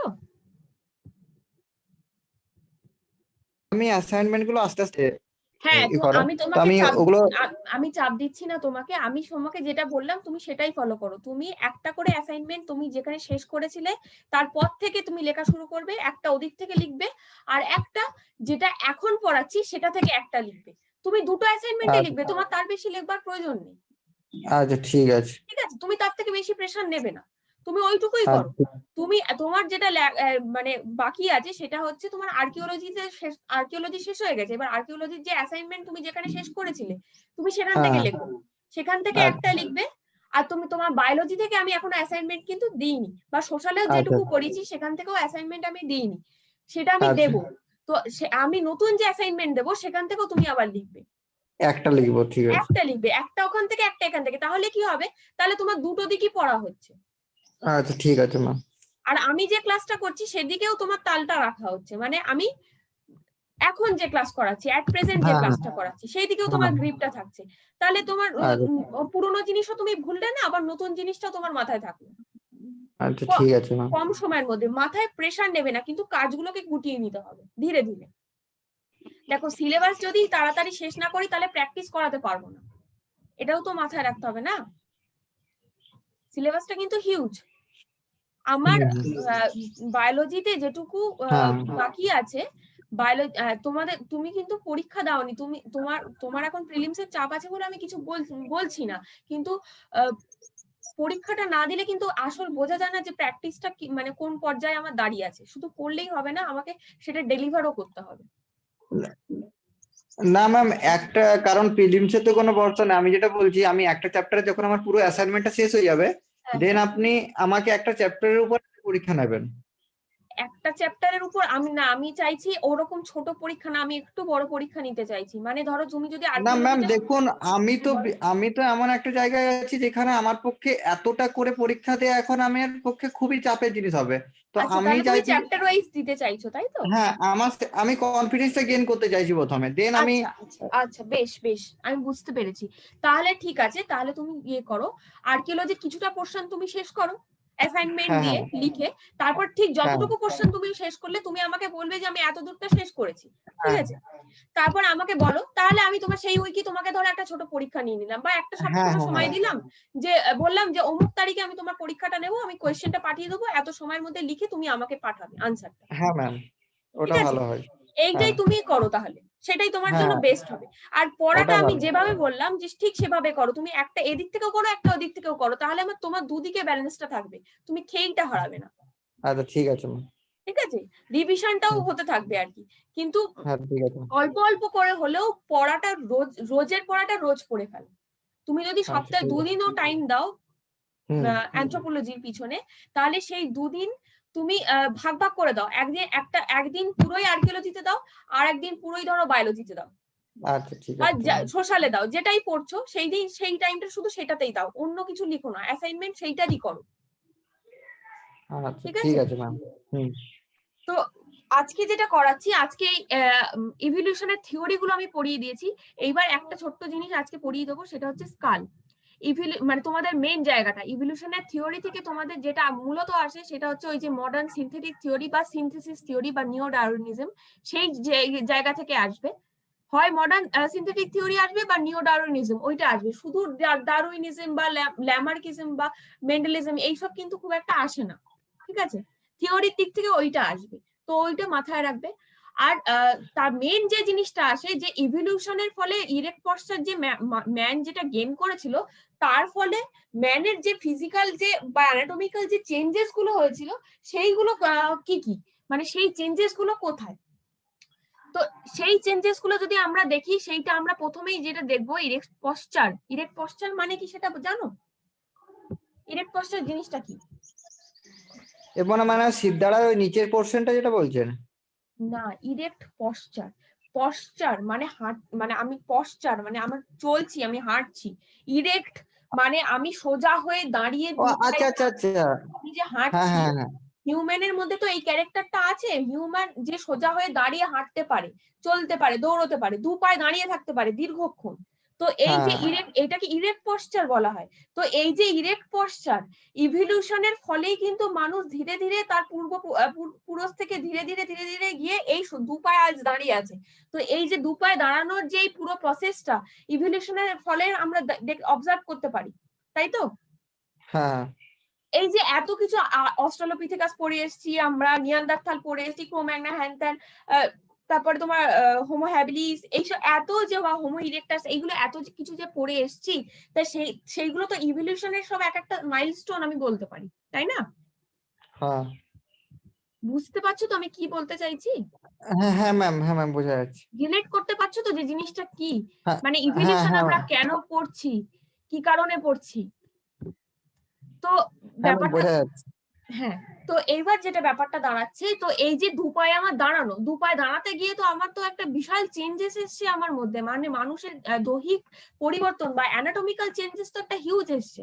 সেই অ্যানাটমিক্যাল চেঞ্জেস গুলো কোথায় আসে? পরীক্ষা তোমাদের প্রশ্ন আসে যে অ্যানাটমিক্যাল চেঞ্জেস উল্লেখ করো স্কালের থ্রু, ভার্টিব্রাল কলামের থ্রু, বা ফুটের থ্রু, বা লিমস এর থ্রু, মানে এই যে তোমার মানে অ্যানাটমির যে বিভিন্ন পার্ট, সেই পার্টের যে বিভিন্ন রকম চেঞ্জেস, সেই চেঞ্জেস গুলো যেগুলো ইরেক্ট পশ্চারকে অ্যাচিভ করতে সাহায্য করেছে, সেইগুলো কি কি, সেইগুলো এক একটা হিসেবে প্রশ্ন আসে।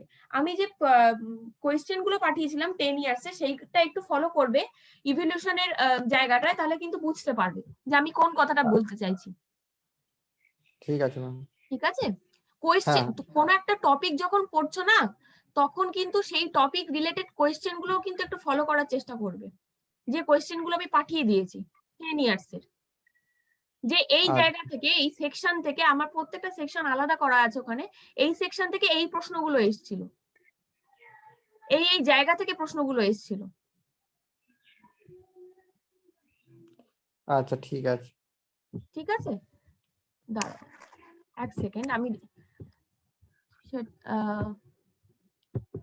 আমি জায়গাটা তোমাকে দেখিয়ে দিই সব থেকে বেস্ট।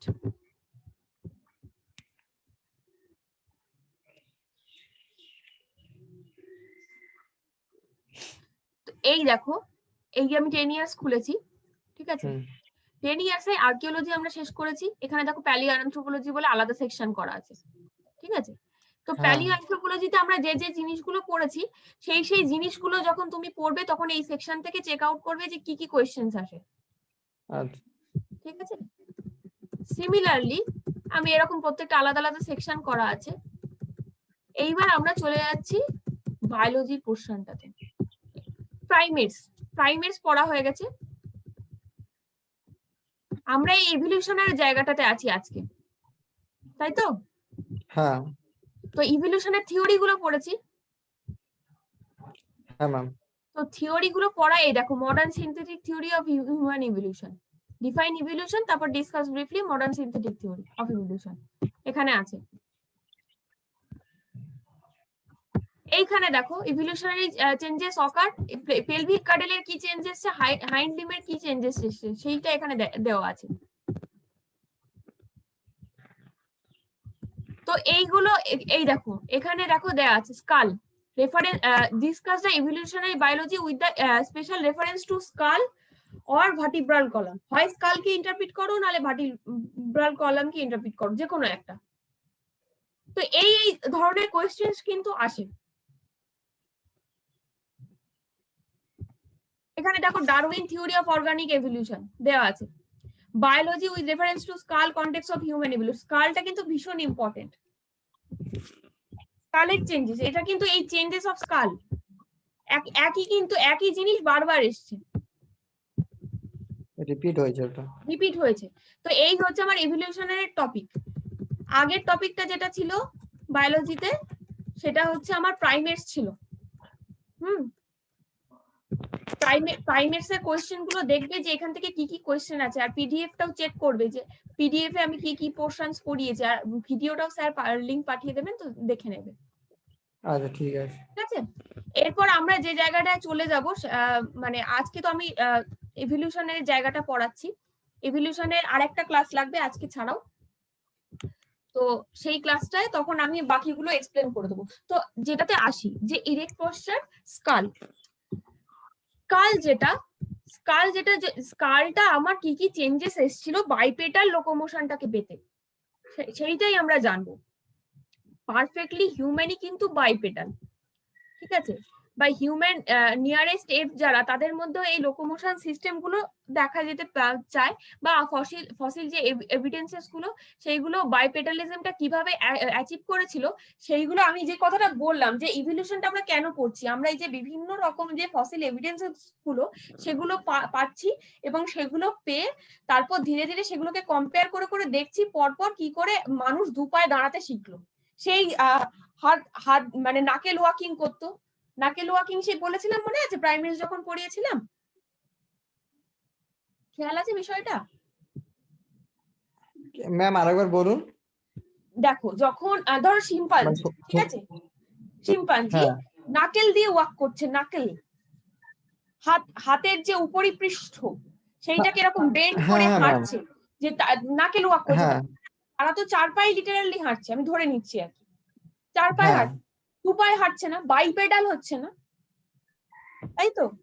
তো এই যে চেঞ্জেস, প্রথমে শিম্পাঞ্জি এরকম ভাবে হাঁটলো, তারপরে তারা 2 পায়ে দাঁড়ালো, তো এই যে চেঞ্জেস গুলো আসছে সেইটা কোর্স অফ ইভলিউশনের জন্যই কিন্তু হচ্ছে, ইভলিউশন ছাড়া কিন্তু কিছু হচ্ছে না। তো এই ইভলিউশনটা অ্যাচিভ করতে গিয়ে মানুষকে কি কি অ্যানাটমিক্যাল ফিচার্স চেঞ্জেস হয়েছে, তার মধ্যে ভীষণ ইম্পর্টেন্ট একটা জায়গা হচ্ছে ব্রেনের চেঞ্জ, ব্রেনসের বা স্কালের একটা চেঞ্জ, এনলার্জমেন্ট বলো, মানে কম্পোজ হয়ে যাচ্ছে, কি কি হয়ে যাচ্ছে, যেটা হয়ে যাওয়ার পর মানুষ একেবারে সোজা হয়ে দাঁড়িয়ে 2 পায়ে হাঁটতে পারছে, সেই কারণগুলোই, মানে সেই চেঞ্জেস গুলোই আমরা জানবো থ্রু স্কেলিটন। তো কি হয়ে যাচ্ছে, shift in weight bearing mechanism. তাহলে আমাদের যে এই যে দেহের যে ওয়েটটা মানে ভরটা, সেইটা মানে বিয়ার করার জন্য আমাদের অ্যানাটমিক্যাল মডিফিকেশন হচ্ছে। স্পাইনাল কর্ডটা দেখেছো কিরকম ভাবে চেঞ্জ হয়ে যাচ্ছে, তো সেন্টার অফ গ্র্যাভিটি সেইটা চেঞ্জ হয়ে যাচ্ছে, যেটা 4 লিম্ব দিয়ে আগে ক্যারি হতো সেটা আগে 2 লিম্ব দিয়ে ক্যারি হবে। তো তো সেই টু লিম দিয়ে ক্যারি হবে, সেটা ডিস্ট্রিবিউট হতে হবে। তো মানে হাতটাকে হাত হিসেবে আমরা যে ব্যবহার করছি সোজা হয়ে দাঁড়িয়ে, তার জন্য আমার ভার্টিব্রাটার চেঞ্জ হতে হচ্ছে, আমার স্কালের চেঞ্জ হতে হচ্ছে, স্কালটাকে স্ট্রেটলি দাঁড়াতে হচ্ছে। এই চেঞ্জ গুলো কিন্তু হচ্ছে ম্যামেলিয়ান স্ট্রাকচারে বা বডি ওয়েটের ডিস্ট্রিবিউশনের কিন্তু চেঞ্জ একটা হিউজ হচ্ছে। ভালো করে দেখো ভেবে, এখানে যেটা যে সেন্টার অফ গ্র্যাভিটির একটা মানে কি হয়ে যাচ্ছে, মিডিয়ান লাইনে চলে যাচ্ছে। সেন্টার অফ গ্র্যাভিটি মানে ভর কেন্দ্র, বুঝলো তো ভর কেন্দ্র কি জিনিস? সেটা কি হয়ে হ্যাঁ যাচ্ছে, ম্যাম। টু লিম্স এর মধ্যে চলে যাচ্ছে, দুটো লিম্স তার মধ্যে চলে যাচ্ছে। পেলভিক রিজিয়ন যেটা, সেটা একটা হিউজ ভাইটাল রোল প্লে করছে এই ক্ষেত্রে আর কি, মানে সেটা ভীষণ ইম্পর্টেন্ট একটা জায়গা আর কি। এইবার যেটাতে চলে আসবে, এগুলো এতক্ষণ তো বললাম এদের মানে বিভিন্ন যে পয়েন্টের এদের চেঞ্জেস। এবার চেঞ্জেস ইন স্কাল, যেটা আমার মূল বক্তব্য আজকে, সেইটা যে আমার স্কালের কি কি পরিবর্তন এসেছিল মানুষের মধ্যে, সেই জায়গাটা কিন্তু এবার এক্সপ্লেন করব। সেটা হচ্ছে cranial bones and become thinner. মানে ক্রেনিয়াল বোনস মানে বোঝো তো, ক্রেনিয়াল বোন কোনটা? ক্রেনিয়াম, ক্রেনিয়াল, এই এই শব্দগুলো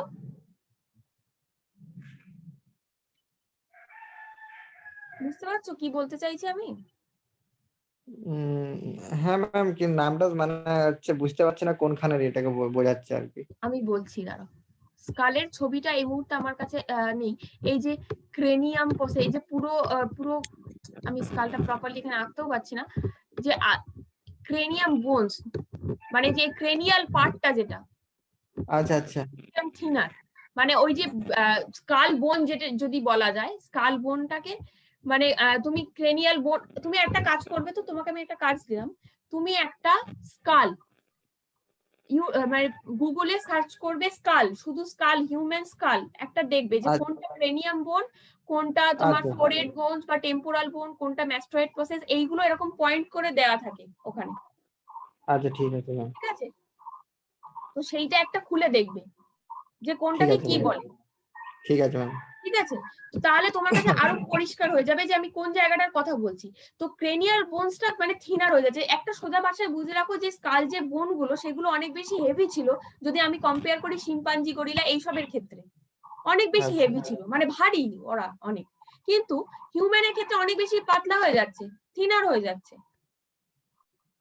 ঠিক আছে, ফোরামেন ম্যাগনাম, ফোরামেন ম্যাগনামটা কোথায় আছে? এইটা যদি স্কাল হয়, যেখানে আমার স্পাইনাল কর্ডটা যুক্ত হচ্ছে, হ্যাঁ যে ছিদ্রটা আছে আর কি, স্পাইনাল কর্ডটা যেখানটা আমার এইটা যদি একটা স্কাল ভল্ট হয়, এইটা যদি একটা স্কাল ভল্ট হয়, ঠিক আছে, এর পিছন দিকটা, স্কালের পিছন দিকটা ভাবো, এইখানটা যদি একটা এরকম ছিদ্র আছে দেখবে, মানে যেখান দিয়ে আমার স্পাইনাল কর্ড গুলো ঢোকে আর কি, ইন্টারাকশনটা হয়। বুঝতে পারছো কি বলতে চাইছি?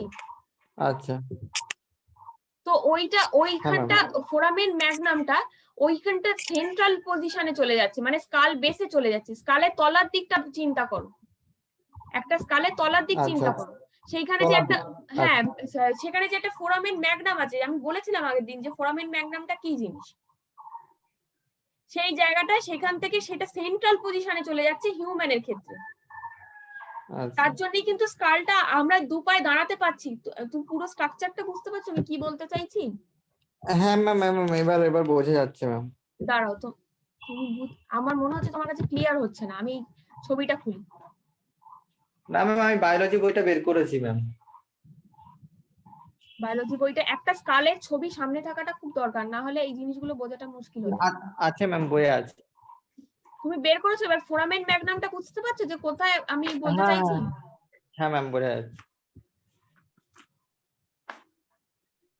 এই ছবিটা তো লোডে তো অনেকটা টাইম লাগছে।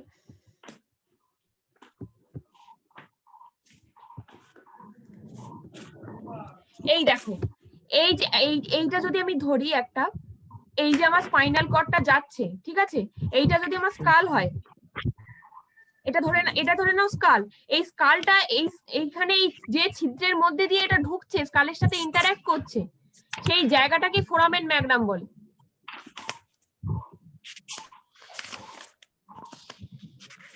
বুঝতে পারলে আচ্ছা। হ্যাঁ ম্যাম। যে কোন জায়গাটাকে বলছি? হ্যাঁ ম্যাম, বোঝা গেছে।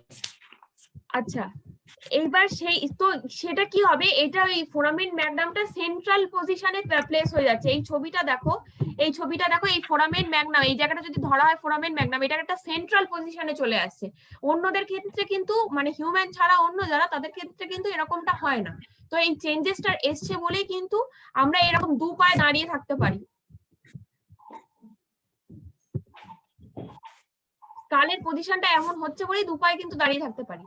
আচ্ছা, আর তারপর অন্যদের ক্ষেত্রে চেঞ্জ হয়নি বললেই ওরা পারে না হ্যাঁ, আর কি। ওরা কিন্তু আমাদের দু পায়ে দাঁড়িয়ে থাকতে পারে না, ওরা কিন্তু দীর্ঘক্ষণ দু পায়ে দাঁড়িয়ে থাকতে পারে না, হয়তো কিছুক্ষণের জন্য, কিছু মুহূর্তের জন্য দাঁড়ালো, কিন্তু সারাক্ষণ কিন্তু দাঁড়াতে পারবে না।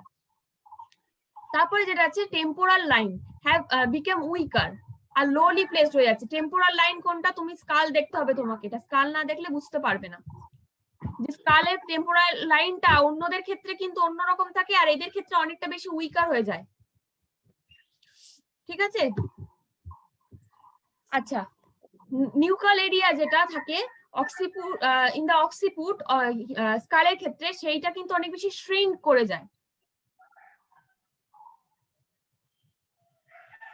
ম্যাস্টোয়েড প্রসেস যেটা থাকে, যেখানে আমরা ম্যাস্টিকেশন মানে চিবানোর যে কাজটা আর কি, ম্যাস্টোয়েড প্রসেস অনেক বেশি ডেভেলপড হয়ে যায় আর কি।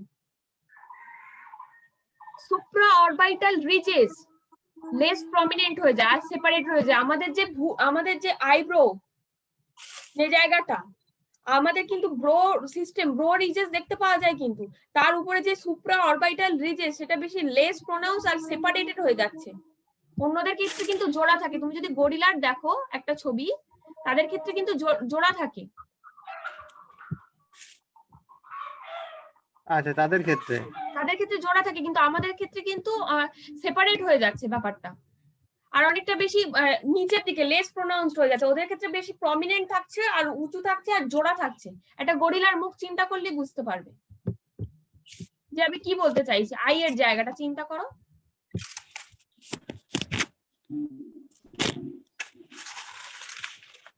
আচ্ছা, এইবার যেটাতে আসছি লোয়ার জ বা ম্যান্ডেবল, সেটা ম্যান্ডেবল যেটা লোয়ার জটা, যেটা ডিটাচেবল পার্ট, চিন পার্টটা, সেটা চিনটা কিন্তু প্রজেক্টেড থাকে, মানে হিউম্যানের চিন সেটা অনেক বেশি প্রজেক্টেড হয়, আর হচ্ছে অনেক বেশি শর্টার হয়ে যাচ্ছে আর লাইটার হয়ে যাচ্ছে। যদি তুমি গরিলার যে জটা আছে, জ মানে বুঝতে পারছো তো কোন জায়গাটা বলছি?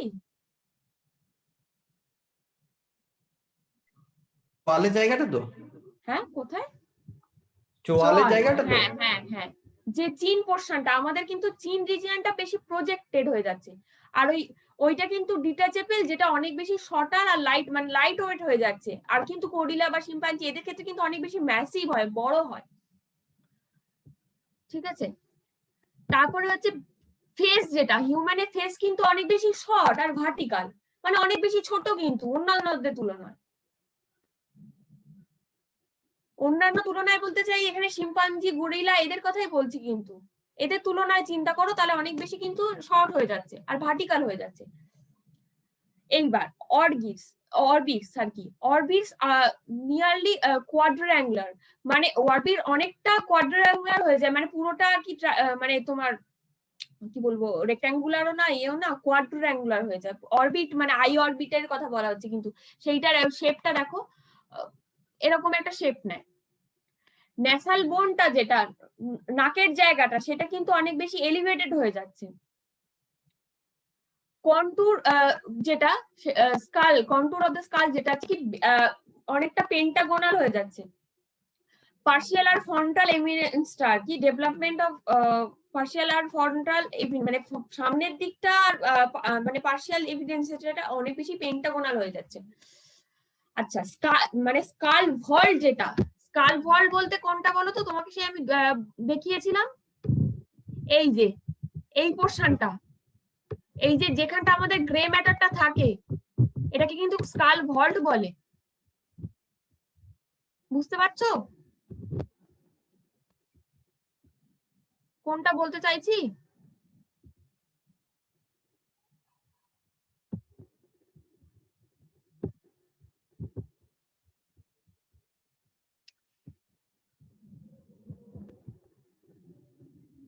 বুঝতে পারছো কি আমি কোন জায়গাটা বলতে চাইছি এখানে?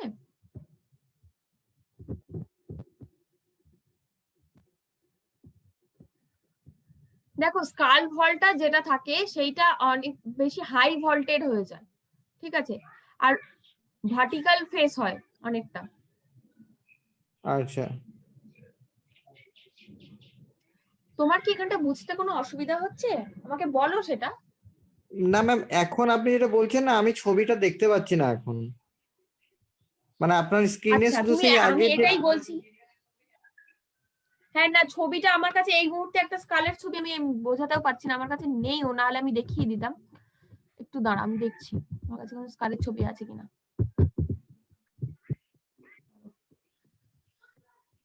দেখো আমি বলছি, আমি জিনিসটা ইন্টারপ্রিট করার চেষ্টা করছি। দেখো এই এই আমি রামাপিথেকাসেরটা খুলেছি, হিউম্যানেরটা খুলিনি, ঠিক আছে। এই ছবিটা আপাতত আমার কাছে আছে, আমি এইটা দিয়েই বলছি কম্পেয়ার করে যে এই পোর্শনটাকে স্কাল ভল্ট বলে।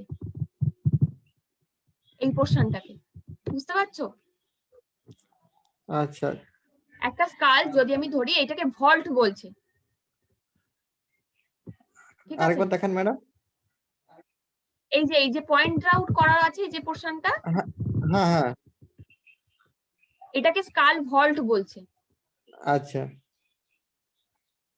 সেটা হিউম্যানের ক্ষেত্রেও যাও, এদের ক্ষেত্রেও তাই, ব্যাপারটা একই, শুধু আমি দেখালাম ছবিটা আর কি।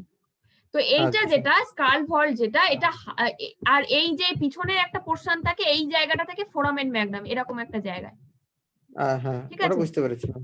হ্যাঁ হ্যাঁ, তো এইটা হচ্ছে স্কাল ভল্ট, এইটা হচ্ছে অনেকটা, কি বললাম এখানে, স্কাল ভল্টটা হাই ভোল্টেজ, এদের ক্ষেত্রে অতটা হাই নয়, কিন্তু হিউম্যানের ক্ষেত্রে হাই, মানে হাই ভল্ট হয়, মানে অনেকটা গোল সুগোল যেটাকে বলে আর কি, অনেকটা হয় আর কি, বেশ আচ্ছা, হাইলি প্লেসড। এটা রামাপিথেকাসে কিন্তু হয় না, মানে এদের ক্ষেত্রে হয় না, কিন্তু মানুষের ক্ষেত্রে হয়। আচ্ছা, আইব্রো রিজেস যেটা বলছিলাম, এই দেখো এদের ক্ষেত্রে জোড়া আছে, দেখছো জোড়া, দেখছো এরকম ভাবে এসে এই যেখানটা জোড়া, এটা হচ্ছে আইব্রো রিজেস, জোড়া। কিন্তু হিউম্যানের ক্ষেত্রে কিন্তু সেপারেটেড হয় এটা, মানে হিউম্যানের ক্ষেত্রে এরকম আই অরবিটস থাকে আলাদা আলাদা করে, আলাদা আলাদা করে, কোনো জোড়ার ব্যাপার থাকে না।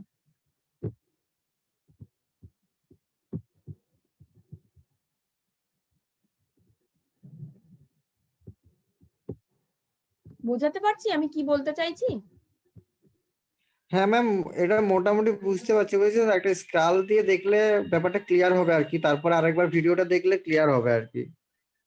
ঠিক আছে, তুমি মানে একটা, হিউম্যান স্কাল নিয়ে একটু বসো, একটা যে কোনো হ্যাঁ একটা ছবি নিয়ে একটু বসো, বসে এই ফিচার্স গুলোর সাথে একটু কম্পেয়ার করো, আমি হ্যাঁ বলে হ্যাঁ, যাচ্ছি জিনিসগুলো, একটু কম্পেয়ার করো, তাহলে বুঝতে পারবে যে আমি কি কোন জায়গাটা বলছি, আচ্ছা ঠিক ঠিক আছে। আছে ম্যাম। এইবার এবার যেটা হচ্ছে সেটা হচ্ছে হাই ভোল্টেজ তো হয়ে গেল, এবার হচ্ছে ওভারঅল যে স্কালটা সেটা অনেক বেশি কি বলবো, অনেক বেশি ভার্টিক্যাল আর স্ফেরিক্যাল ইন ডিরেকশন, মানে ডিরেকশনের দিক থেকে যদি দেখি ভার্টিক্যালি ডিরেক্ট। এটা তুমি যখন তাকাও না, তুমি তো সোজা তাকাও, সোজা তাকাও তো, মানে তোমার যে হ্যাঁ মাথার যে হ্যাঁ, পজিশনটা, মানে তোমার মাথাটা যে বসে আছে, নিজেকে নিয়ে ভাবো যে বসে আছে, তুমি ভার্টিক্যালি কিন্তু তোমার জিনিসটা প্লেসড, তোমার মাথাটা প্লেস, তুমি মুভ করতে পারছো সেটা আলাদা ব্যাপার, কিন্তু প্লেসড কিন্তু সোজাসুজি মাথাটা বসানো থাকে আমাদের, হ্যাঁ ঠিক আছে। এইবার যেটা ওয়েল ব্যালেন্স থাকে একটা ভার্টিক্যাল কলাম আর central disposition of the foramen magnum, মানে ফোরামেন ম্যাগনাম আর ভার্টিব্রাল কলাম যে জিনিসটা আমি এখানে বললাম, সেটা একটা ওয়েল ব্যালেন্স থাকে। দেখো হিউম্যানের ক্ষেত্রে এই যে আমার ভার্টিব্রাল কলাম, আর এইখানটা আছে আমার ফোরামেন ম্যাগনাম যেটা বললাম একটু আগে, তো এটা কিন্তু একটা ভালো মানে ওয়েল ডিস্ট্রিবিউটেড হয় বলেই কিন্তু আমরা এরকম সোজাভাবে দাঁড়িয়ে থাকতে পারি, নাহলে কিন্তু দাঁড়িয়ে থাকতে পারতাম না, আচ্ছা, ঠিক আছে।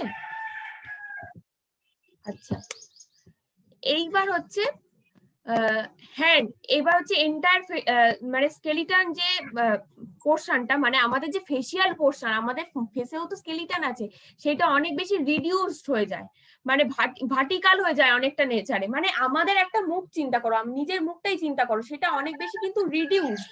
একটা গরিলার মুখ যদি তুমি তোমার মুখের পাশে রাখো, তাহলে গরিলার মুখটা কিন্তু অনেক বেশি, কি বলবো, সামনের দিকে দেখবে চিনগুলো অনেক বেশি ভারী, অনেক বেশি থিক, মোটা, কিন্তু তোমার স্কালটা কিন্তু অনেক বেশি মানে রিডিউসড হয়ে গেছে। তোমার মুখটা একটা প্রপার শেপে দাঁড়িয়ে আছে, একটা তুমি সোজাভাবে চলছো, হাঁটছো, তোমার ভার্টিক্যালি তোমার স্কালটা প্লেসড, তাই না? হ্যাঁ ম্যাম। তুমি কম্পেয়ার করে দেখো নিজের মুখের সাথে একটা অন্য গরিলা বা শিম্পাঞ্জির মুখটা কম্পেয়ার করো, তাহলে কিন্তু তুমি মাথায় গেঁথে যাবে যে জিনিসটা কি বলতে চাইছে। ওদের ফেসিয়াল স্কেলিটন, মানে মুখের সামনের দিকে যে স্কেলিটনস গুলো আছে স্কালের, সেইগুলো কিন্তু হ্যাঁ। অনেক বেশি বেশি ভারী, আমাদের কিন্তু অনেক বেশি রিডিউসড। রিডুর, হ্যাঁ। মানে অনেকটা, মানে ওদের যদি আমি একটা জ কল্পনা করি, ওদের জটা তো এরকম একটা ম্যাসিভ জ, তাই না? ওদের এরকম একটা প্রসারিত বড় অনেকটা, একটা, মানে অনেকটাই তো, এটাই তো আমি বলতে চাইছি যে ওদের বিয়েটাই হ্যাঁ। অনেকটা, কিন্তু আমাদের মধ্যে তো আর নেই, আমরা অনেক বেশি রিডিউসড হয়ে গেছি, হ্যাঁ। আমাদের স্কালটা অনেক বেশি রিডিউসড হয়ে গেছে। মানে এইগুলো হচ্ছে প্রমিনেন্ট চেঞ্জেস। আচ্ছা, নেকের মাসেল, আমাদের ঘাড়ে দেখবে, ঘাড়ে আমরা সোজা হয়ে যখন দাঁড়িয়ে থাকি, এই দেখো এই ছবিটা আমি যদি খুলি আবার, এই জায়গাটা, এই দেখো আমাদের নেকটা কিন্তু এরকম হয়, আমাদের এক্সট্রা কোনো মাসেল অ্যাটাচমেন্ট কিন্তু এই জায়গাটাতে নেই। এই আমাদের ভার্টিব্রাল কলাম চলে গেছে, আমাদের মাসেল কিন্তু এইটুকুই, তার থেকে বেশি থাকে না। কিন্তু একটা গরিলার এখানে কিন্তু এক্সট্রা মাসেল অ্যাটাচমেন্ট থাকে, তাই না? অনেক বেশি হিউজ হয় এই জায়গাটা। ম্যাম কোন জায়গাটা দেখাচ্ছেন স্ক্রিনে? কিন্তু এই তুমি স্ক্রিনে দেখতে পাচ্ছ না? না, না ম্যাম। দাঁড়াও দাঁড়াও এক সেকেন্ড, সেইটা আমাকে বলো যে এইটা দাঁড়াও, এর আগেরটা দেখা এই যাচ্ছে। জায়গাটা বলছি হ্যাঁ আমি, এইটা বলছি, দেখো মাসেল অ্যাটাচমেন্ট এই জায়গাটা, হ্যাঁ। এই জায়গাটায় আমাদের মাসেল অ্যাটাচমেন্ট কোথায় সেরকম নেই কিন্তু। না। কিন্তু একটা গরিলার কিন্তু এখানে অনেক বেশি মাসেল অ্যাটাচমেন্ট থাকে, তার কারণ কেন বলো তো, তাদের এই ফেসিয়াল পার্টটা, এই সামনের দিকের পার্টটা কিন্তু অনেক বেশি হিউজ হয়, আচ্ছা আচ্ছা।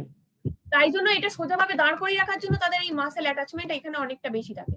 কিন্তু আমাদের তো সেই জিনিসটা নেই, না। আমাদের তো সামনের দিকে এত এত বেশি স্কেলিটন নেই, যার জন্য আমাদের সোজাভাবে আর কি দাঁড় করিয়ে রাখতে মাসেল লাগবে, সেরকম তো ব্যবস্থা নেই আমার। না। সেটাই বলছে যে এই দিকটাও আমার রিডিউসড হয়ে গেছে, এই দিকটা, আবার পিছন দিকটাও আমার মাসেল অ্যাটাচমেন্টটা থাকছে না, এইটাই আমার চেঞ্জেস হচ্ছে স্কালে। ঠিক আছে? আচ্ছা, এইবার এটা দেখতে পাচ্ছ পিডিএফটা? হ্যাঁ ম্যাম দেখা যাচ্ছে। আচ্ছা, এইটা গেল। নেক মাসেলও ঠিক সেরকম ভাবে, মানে স্কাল পজিশনটাকে সঠিকভাবে একটা জায়গায় রেখেছে, এমন একটা ভর কেন্দ্রে আছে পুরো ব্যাপারটা, যাতে আমরা প্রপারলি দু পায়ে হাঁটতে পারি। আমার এমটা হচ্ছে এটাই, আর কিচ্ছু নয়। ঠিক আছে? আচ্ছা, লোয়ার জ বা ম্যান্ডিবেল অনেকটাই হচ্ছে রিডাকশন হয়ে গেছে, অনেকটাই রিডাকশন হয়ে গেছে। মানে কম্পেয়ার করো, আবার আমি ওই ছবিটাই খুলি, এই ছবিটা দেখা যাচ্ছে, দেখতে পাচ্ছ এই ছবিটা? হ্যাঁ দেখা যাচ্ছে ম্যাম। হ্যাঁ, তো এখানে এই জয়ের জায়গাটা সামনে দেখো, আমাদের মুখ কি এরকম বিশাল একটা হিউজ? তা তো না, আমাদের মুখটা তো পরিমিত একটা, অনেকটাই। হ্যাঁ। তো রিডাকশন অফ জ সেটা একটা দেখা গেছে, সেটাই বলছে। নেক্সট যেটা, আচ্ছা এবার ডেন্টিশনে বলছে ইন্টারনাল সারফেস, যেটা আর কি, মানে আমাদের মুখের মধ্যে যে চেঞ্জেস, একটা ফেসিয়াল চেঞ্জেস তো অকার হয়েছেই, তার মধ্যে যেটা স্ট্রাকচার অফ প্যালেট, সেই বলেছিলাম প্যালেট যেটা, এই যে প্যালেট মুখের মধ্যেকার, এর শেপটা, সারফেসের যে শেপটা বা লোয়ার জয়ের শেপটা কিন্তু ডিফারেন্ট, আমাদেরটা প্যারাবোলিক, ওদেরটা ইউ শেপ। U shape. হ্যাঁ ইউ শেপ। তুমি হ্যাঁ ওদের ইউ প্রাইমেট শেপ। যখন, হ্যাঁ আমরা যখন প্রাইমেটস পড়েছিলাম তখন কিন্তু পড়েছিলাম। তো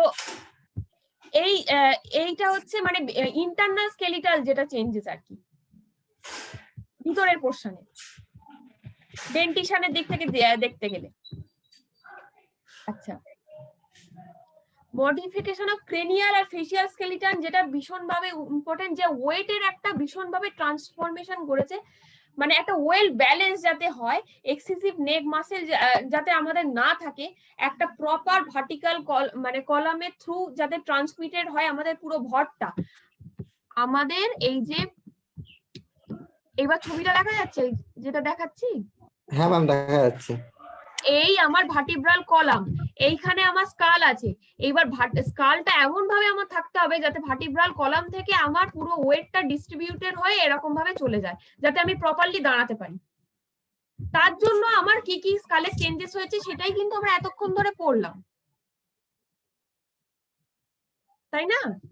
আমার ফেসিয়াল স্ট্রাকচার যেটা, সেটা অনেক বেশি রিডিউস হয়ে গেছে, ম্যান্ডিবেল রিডিউস হয়ে গেছে, আমার স্কাল বলটা হাই হয়ে গেছে যাতে প্রপারলি ফোরামেন ম্যাগনাম দিয়ে আমার এই ভার্টিব্রাল কলামটা ইনপুট হয়ে যায় এবং ভর কেন্দ্রটা আমার প্রপারলি ডিস্ট্রিবিউটেড হয়ে যায় দুই পায়ের মাঝখান থেকে, এরকম ভাবে,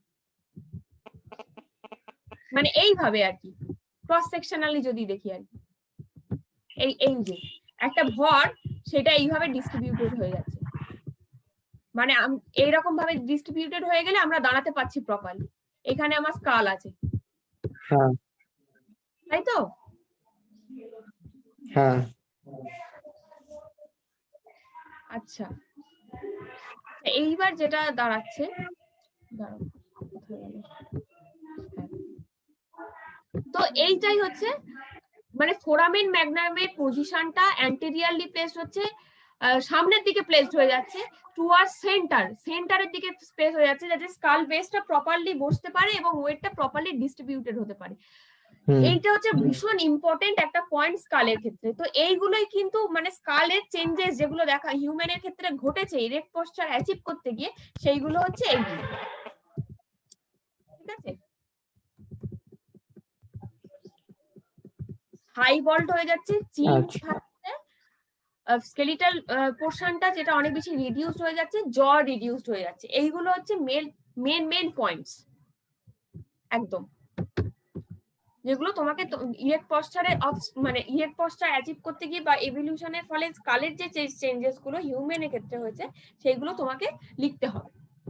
আচ্ছা ঠিক আছে? আচ্ছা ম্যাম, এখানে যখন এটা কোশ্চেনটা দেবে তখন স্কালের পিকটা আঁকতে, ছবিটা আঁকতে হবে? না না না না, স্কালের কোনো ছবি তোমাদের আঁকতে হবে না, তোমাদের শুধু আচ্ছা। এটা ডেসক্রাইব করতে হবে। স্কালের ছবি আমি দেখতে আচ্ছা। বললাম যাতে তুমি নিজে বুঝতে পারো যে কোন আচ্ছা, জায়গাগুলোতে বলা হ্যাঁ। হয়েছে।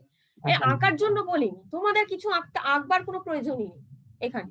আচ্ছা ঠিক আছে, ঠিক ঠিক আছে, আছে। খালি তোমাকে পয়েন্টস গুলো মনে রাখতে হবে যে এই 11টা মনে বা 12টা কটা পয়েন্ট আছে, 13-14টা পয়েন্ট মনে রাখতে হবে যে এইগুলো আমার চেঞ্জেস হয়েছিল স্কালে।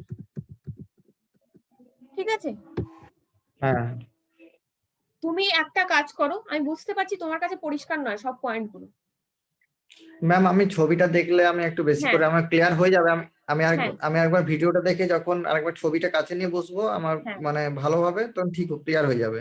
হ্যাঁ, আমি এটাই বলতে চাইছি যে তুমি আজকে আমি পিডিএফটাও পাঠিয়ে দেবো আর স্যার তোমাদের ভিডিও লিংকও পাঠিয়ে দেবেন।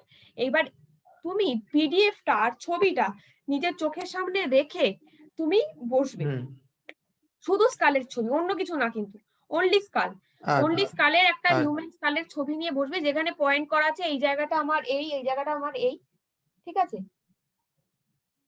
সেইটা করে নিয়ে বসবে, তাহলেই দেখবে এই পয়েন্টস গুলো তোমার কাছে পুরো ক্লিয়ার, জলের মতো, এটা কঠিন কিচ্ছু নেই। বুঝতে পারছো আমি কি বলছি?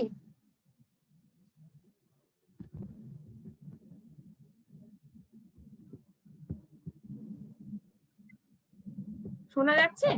হ্যাঁ ঠিক আছে, হ্যাঁ। ওটা তাহলে এটাই করুন। আর বলছি ম্যাম তাহলে, হ্যাঁ ম্যাম শোনা যাচ্ছে। হ্যাঁ হ্যাঁ বলো। আর বলছি ম্যাম, পিছনে তো একটা লিখবো, আর তাহলে আপনি কি এই এই স্কাল থেকে বা ইভলিউশন থেকে কিছু দেবেন না তার আগের থেকে কিছু দেবেন? কোনটা থেকে, প্রাইমেটস থেকে দেই? কারণ প্রাইমেটসটা সদ্য পড়িয়েছি। ঠিক আছে, তাহলে প্রাইমেটসটা থেকে দিন। না কোনটা দেবো, কোনটা দিলে তোমার সুবিধা হবে বলো? আমি রিসেন্ট একটা না ম্যাম, বলো। আপনি ইভলিউশন থেকে দিলে ভালো হয়, কারণ হচ্ছে ওগুলো আমি তাহলে একবারে প্রাইমেট পর্যন্ত আমি পরে ব্যাকআপ গুলো পুরো ওগুলো তাহলে কমপ্লিট করে আচ্ছা করে আচ্ছা, আসবো আর কি। বুঝতে পেরেছি। আমি অ্যাসাইনমেন্ট ইভলিউশন থেকেই তাহলে আজকে দেব। তুমি হ্যাঁ সেটা তুমি তাহলে করে আমাকে সাবমিট করবে, ঠিক আছে? আর ঠিক আছে ম্যাম। হ্যাঁ এইটা একটা সাবমিট করবে, আর আগে যেটা যে কোনো একটা যেখান থেকে তুমি থেমে গেছিলে আর কি, তারপর হ্যাঁ থেকে সাবমিট করবে একটা, মানে দুটো সাবমিট করবে, একটা উইকে দুটো করে অ্যাসাইনমেন্ট, মানে দুটো করে কোয়েশ্চেন, দুটো চ্যাপ্টার হ্যাঁ থেকে তুমি সাবমিট করছো, ঠিক আছে ম্যাম। ঠিক আছে? আচ্ছা, হ্যাঁ এটা একটা ব্যাপার। আর একটা ব্যাপার হচ্ছে কালকে কিন্তু আমি ক্লাস নেব কালকে 8টা থেকে। 8টা থেকে? হ্যাঁ হ্যাঁ, সন্ধ্যে 8টা ঠিক থেকে আছে। আমি ক্লাস নেব কালকে। কারণ কালকেও এই ইভলিউশন চলবে, ইভলিউশনের কোনগুলো হবে, তোমার বাকিগুলো হবে, আজকে শুধু স্কালটা বলেছি, ঠিক আচ্ছা আছে? বাকি ওই ভার্টিব্রাল কলাম, তারপর লিম্বস, এগুলো হবে, ঠিক আছে? কারণ এগুলো না হলে মানে ইভলিউশনটা যখন ধরেছি, ইভলিউশনটা পুরো শেষ করে দেবো, ঠিক আছে? ঠিক আছে ম্যাম। ঠিক আছে, তাহলে আজকে এই অবধি থাকছে। আহ, কালকে আবার তাহলে 8টা থেকে হবে ক্লাস। হ্যাঁ ঠিক আর আছে। এই স্যাটারডে হয়তো ক্লাস নাও হতে পারে, আচ্ছা ঠিক আছে? তো স্যাটারডে ক্লাসটাই হয়তো কালকে হলো, ঠিক আছে ম্যাম। ঠিক আছে? হ্যাঁ আমি বলছি না যে হবেই না স্যাটারডে ক্লাসটা, কিন্তু আমি আপাতত বলছি যে কালকে ক্লাসটা হবে। আমি কালকে হয়তো বলে দিলাম যে স্যাটারডে নিচ্ছি কি নিচ্ছি না, কিন্তু কালকে ক্লাসটা কিন্তু মাস্ট হচ্ছে, আচ্ছা ঠিক আছে ম্যাম। হ্যাঁ ঠিক আছে? তাহলে আজ এই অবধি হ্যাঁ থাকছে।